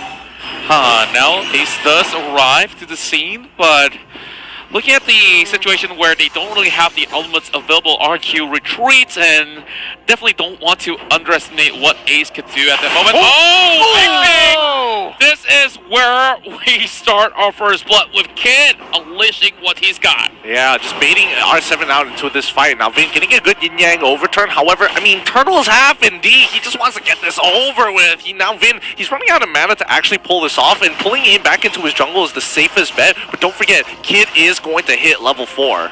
Here's a trademark BG move. First Turtle, very, very important to have Ace hit the ground running. It's as safe as it gets. R7 just, you know, being a thorn on the side of D here. Nice Mount Shocker, just checking where everyone is. Albert looking low. Kid trying to get caught out by the King's Calling, and he gets out of there. Ooh, I think he's going to run out of options. Nice dash through the wall, but Traceless gets him down nonetheless. Oh, R7 getting a good way of the dragon onto that Lapu here. Is he actually winning this matchup? Oh, no, it's going to be the big bait, but R7, he's got the game sense. You don't go in with that much life for no reason, but he still walks up anyway. Flicker in time, and you can definitely see that they have already popped what they could. And R7, he's trying to control to his best abilities, but at the moment, RQ Hoshi is going for some great invades in response. Sam Force BDD getting some good damage, but let's see where it goes from here, because again, it's about Burmese Ghouls pushing their lead. RRQ still ahead by 1K, even though Burmese Ghouls did take the turtle. How is Kid going to force this agenda and really get the ball rolling, bowling against RRQ Hoshi? Far, I don't think they need to force anything because this is great positioning by Burmese Ghouls. They're setting up. Nice catch, purified here by Vin, but the damage is real. D takes him down, and R7 juggling the aggression back and forth. D comes in, R7 bites it. What an opening, and well, I definitely feel like Vin doesn't have to push the issue right there, but maybe Suki whatever he can. It's going to be an exchange here for the Sylvana. Have to see he's being bought by Lemon, but here comes Kid. Oh, Kid, he's doing a really good job here. He's dropped out the smoke screen, and now Rubini D, this is his cleanup time. Burmese Ghouls playing off of a huge snowball. He gets Lemon with the last hit of the Chrono Dash and starts pulling backwards. This is huge for the Burmese Ghouls. They were able to get so much gold off of this. Yeah, 2 for 1 here, and you're giving out Kid. I think Kid understood the fact that given how much firepower RQ Hoshi's backing, a lot of the things he's gonna do is gonna affect the other part of the map. But if it immediately trades for, if it immediately results in a trade that is valuable and that is beneficial to Burmese Ghouls, by all means now, Kid faces R7 here. Yeah, and back towards what you just mentioned there, Albert being picked up, he cannot afford to go down once again, especially in this early phases where Burmese Ghouls is just going to take every sort of objective that he can get. This turtle is definitely going in favor of side of Burmese Ghouls for a moment, and Psycho, he can only watch as it falls, while R7 not really getting himself back in towards that form where, this fighter Cho is going to be able to put so much great effect in the early game. Oh boy, R7, he doesn't get caught, luckily, but he actually flickers in and finds the K on one, but the counterplay coming in from Maybe, the perfect match! Oh my goodness, RRQ hit back and they hit back hard! No, you can't overturn, but the umbrella open was going to be just enough to trade 1 for 1, Vin for Ace. So worth it for RRQ. Just a perfect counter right there, the Fatal Links. Disconnecting the way of the dragon, pulling him. It's like the mind's telling you, yeah, I want to go for it, but the body is being taken all the way back. Interesting move here by Burmese Ghouls. They're patient, letting the turret be taken down, and now they want revenge. Here comes the cavalry. That Psycho destroyed by Ruby DD, and Albert might be next. A little bit of a silence in here, put in by Kid, and he finished the job. Albert is taken down in Vin, a little too late to the party. R7 could still actually help Vin out in this sort of scenario here, but they canceled the recall. Looks likely that it's going to be a no, but over the mid side, Burmese Ghouls going to be opening up the map. Fatal Links once again on towards Lemon, and Vin will be looking for a shutdown on towards Maybe, and Lemon can't get more apart. No! It's like you remember that really dumb thing you said 15 years ago. That's what happened to Vin, torn apart by Ace, the Burmese Python. Oh my goodness, what a catch that was. And that's great because now Burmese Ghouls, they need to start pushing their agenda. 15 more seconds until the turtle comes back up, but they're up by a tower finally, 5-9 against RRQ Hoshi. This is the biggest lead that they've got throughout this entirety of the game, not only in terms of the kills. Let's look at the goal. Yep, 1,000, but hey, it means a lot when you're facing against this RRQ side and you're taking every single one of these turtles, so you're going to be having that item so much sooner than what RRQ's Alberts has at the moment.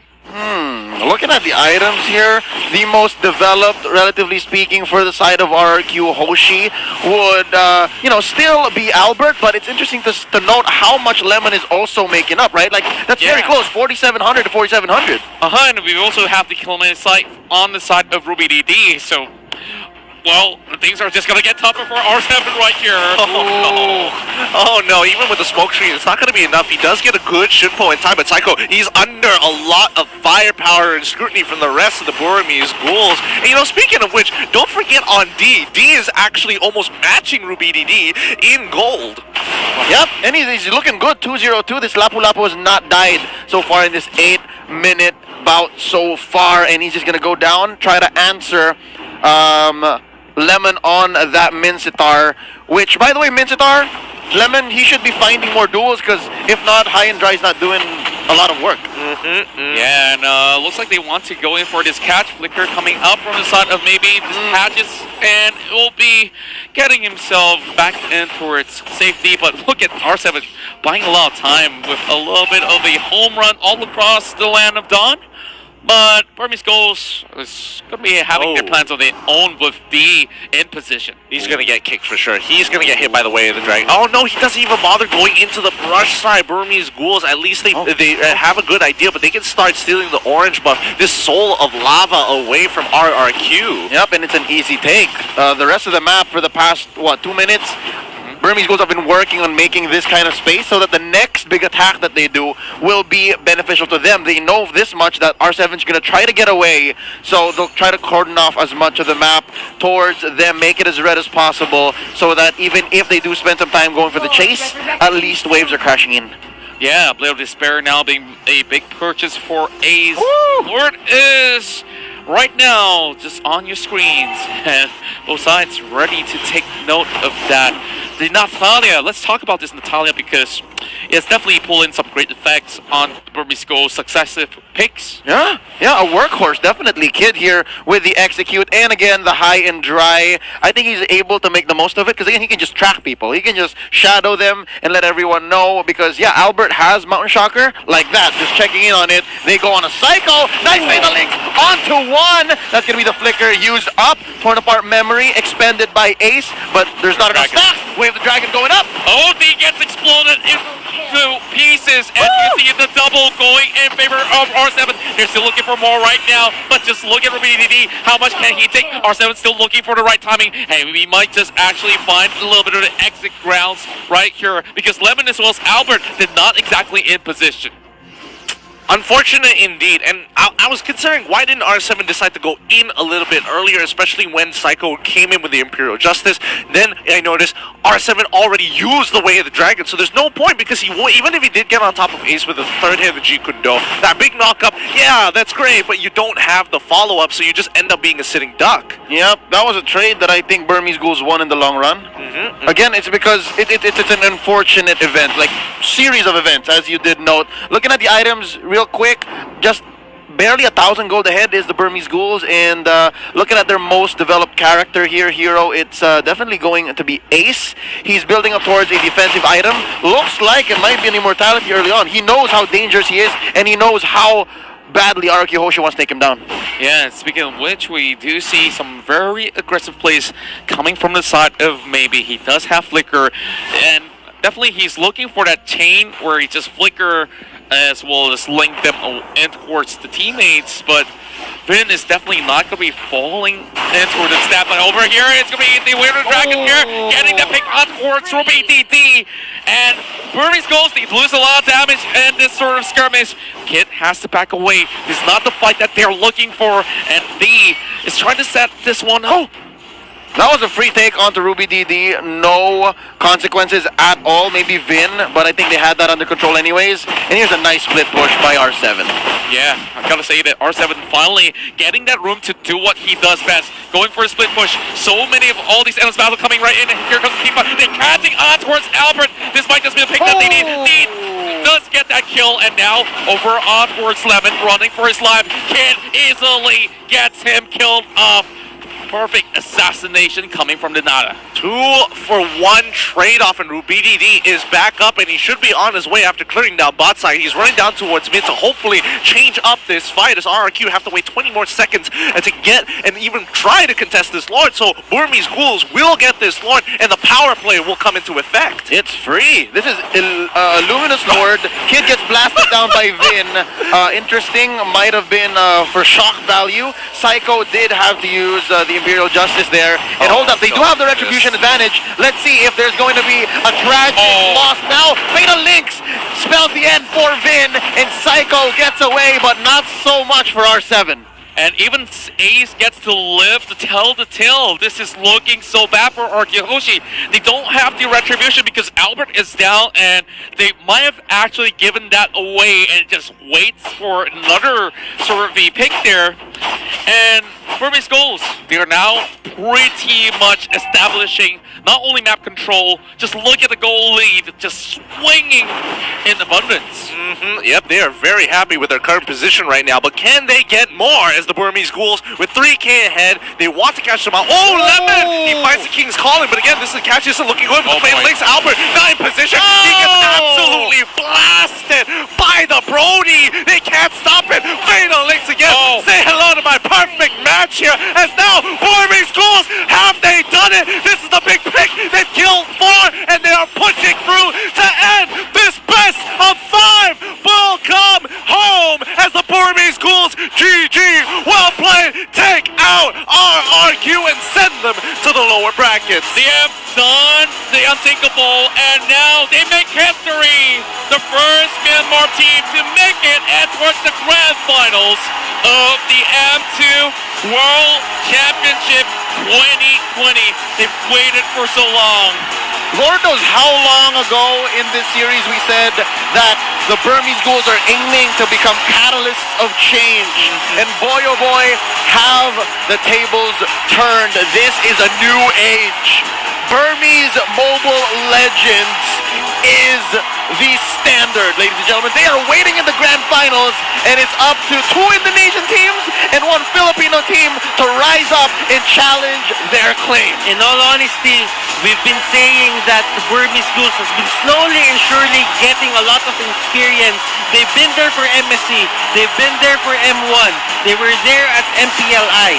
Now, with all the experience that they got facing these kinds of, or these international teams, right now, it's their time, and they are in the grand finals for M2 World Championship. I mean, this is huge. This is making history, especially for Myanmar esports and more so their Mobile Legends community here as they have broken into the grand finals. Who would have expected them to make it this far and in such a fashion as well? Yeah, and if you just take a glimpse onwards, that folks, these players have been there since the get-go throughout all these tournaments that you have mentioned, and finally writing a new chapter and like just close that one off with a big title under their belt. And this is where it gets interesting, because the Philippines and 2 Indonesian teams are now in the lower bracket, and as you can see, we went the distance with this. Burmese Ghouls just gonna stand by and watch the contenders of for the M2 World Championship title. I think more so even when you say contenders here, literally any one of these top 4s have the standard that we've been looking for here at M2. And right now, it's just whether or not the Philippines can actually start pushing through against 2 Indonesian teams back to back to meet Burmese Ghouls at the very end. And for Indonesia, it's who wants to be the representative at the end of the day. I don't know, man. I'm just excited to have this broken down, because that game felt like a fight, like a brawl. And if anything, it's our analysts who can break down the details and let us know what exactly went down. Analysts, take it away. Well, thank you so much, casters. Back here at the analyst stage with Wolf and Lavelle, your analysts breaking down that game number 5 and that 5-game series between the Burmese Ghouls from Myanmar and RRQ Hoshi from Indonesia. I did not expect that to go that deep, man. Yeah, and before we move forward, I have to say thank you to the casters. They casted their heart out. I can see that they're all very, very tired and they deserve a break. But either way, it's looking at the game, right? Even though, yes, we're analysts, we can point out things. We can point out, oh, he did this good, he did that good. But in this kind of context, it was like a best of 1. And honestly, it was a brawl of mechanics where both of these teams are using the hero to the utmost ability, where there were not that many mistakes, in my opinion, and it's mostly just outplays. We were talking about how teams should be creative in a 5-game series, and it's kind of weird for me to see Arkiyoshi put up the Mincitar. It made sense. Don't get me wrong, but unfortunately, only the ultimate was the counter. The heroes of Burmese Ghouls. Let's talk about that later as we tackle the highlights, man. Yeah, right now we're gonna look at the highlights for all the plays that has been happening throughout the game. And the thing that I want people to see is the team fights between Burmese Ghoul as well as RRQ Hoshi, especially maybe on that Atlas, setting up for his team, as well as D, always going to the back lines and making sure he gets the correct target. I think that this is really a good tell on how coordinated Burmese Ghouls are. Like Ruby Didi jumping here just to go after Arkeoshi have already expended their skill shots. Burmese Ghouls was able to win it for sure. Yeah, and the thing is, Burmese Ghoul, they are a team fight based team. It's perfect. Pause here, where again, this is why I say this is a game of mechanics where we've seen many times. I even told Tank players that you guys should have stopped the Way of the Dragon because now it is stoppable. It's no longer a perfect going through. And we look at what Maybe has done, where he used the Fatal Link. It's like, oh, Fatal Link, you should wait for a lot of people to get into one place and then just do his ulti. But not necessarily the case. You can use it as a peeling tool for your teammate. Granted, his teammate still did die, but that is because Arkeoshi is just that good. Yeah, I think that Burmese Ghouls still will win this particular clash, but do take note, that is a good trait of a very smart tank. You know how to utilize your ultimate so well. Yeah, and the thing is, as I was saying before, Burmese Ghoul, they are a team fight based team where they try to win with all of their members in the Land of Dawn. They're not like a pick-come kind of situation. And over here as well, we have a pause over here, and it is not on the side of Burmese Ghoul, but it's actually on the side of R7, where something special that we have here, Wolf. We can hear the communication of the players. Oh, that's right. Yeah, that's right. Yeah, because they are shouting so loud, and in this situation, I just like how R7, he called this. He was like, I can get this guy, come to me quick. I don't care who you have to mow down, just come to me quick. And that is what Arkeoshi did. And I like this kind of teamwork where they're just shouting so loud, and this kind of I would say coordination is very good, even to the point where R7 in this clip as well, if it shows, he wanted to get another kill, but his whole team's like, no, don't take the risk, come back, and that's what he did. Coordination and communication. I think that the hosts asked us earlier if this will be a prelude to or a preview of the finals. Because of both teams' synchronization and coordination, it is much possible because they're so good when it comes to really team fighting, both these teams. Yep, and again, I will pause again here, and I'm very, very sorry to the producers, but the thing is, D over here, he always used his ulti to go to the back line, and as I think our casters have pointed out as well, Albert with the yes and shit, he really couldn't do much, but that's not his fault. He's always mowed down by D. D is just like, I don't care what happens to me. I die. You have to die. And with that, Burmese Ghoul is actually disrupting Arkeoshi's back line, making their main damage dealer not able to do anything. And just like you said, Lemon as well. He was more of a utility kind of pick to make sure no dashes are going through. So maybe he should have dropped his ulti on the back line instead of in the front line. And we're going to be talking a lot about circles. Look at the green circles that's no longer available for Arkeoshi. That's why Burmese Ghouls were just jumping into the fight. And again, outer circle versus inner circle, when it comes to clash, the outer circles almost automatically wins. Yeah, and in this situation, we just see Burmese Ghoul, they win the team fights time and time again. But I think it's just the basic of mechanics in terms of the team fight. Eliminate the most devastating target, and then after that, you just pick off one by one by one. Or in some best case scenario, just eliminate them all at the same time. I think this is like one of the best series if you to watch if you want to study how to peel in a MOBA, right? Yeah. Particularly in Mobile Legends, I think both Burmese Ghouls as well as Arkeoshi have shown us how to utilize that strategy so well so that they can win the team fights. And now we can see the item build for both teams. Yeah, and we can see that Natalia, she does prioritize more of the damage with the Blade of Heptases as well as the Blade of Despair. And I think this is also part of their idea. It's either Kid or D. It doesn't matter who, as long as you guys can eliminate Yeast and Shin from the fight, it doesn't matter if they can't dash away, they will still be able to win. So I think this is the push that they were trying to get. And again, Burmese Ghoul, they work well with a full damage composition, but Atlas is the key to this victory. The setups, the peels. I would argue he's the only one that doesn't do damage, but I think he is the one that really enabled the team. And you have to take note, Burmese Ghouls in their core heroes, particularly Ruby Didi, going for the Dreadnought armor that's just perfect against all of the physical damage dealers coming out from RQ Hoshi.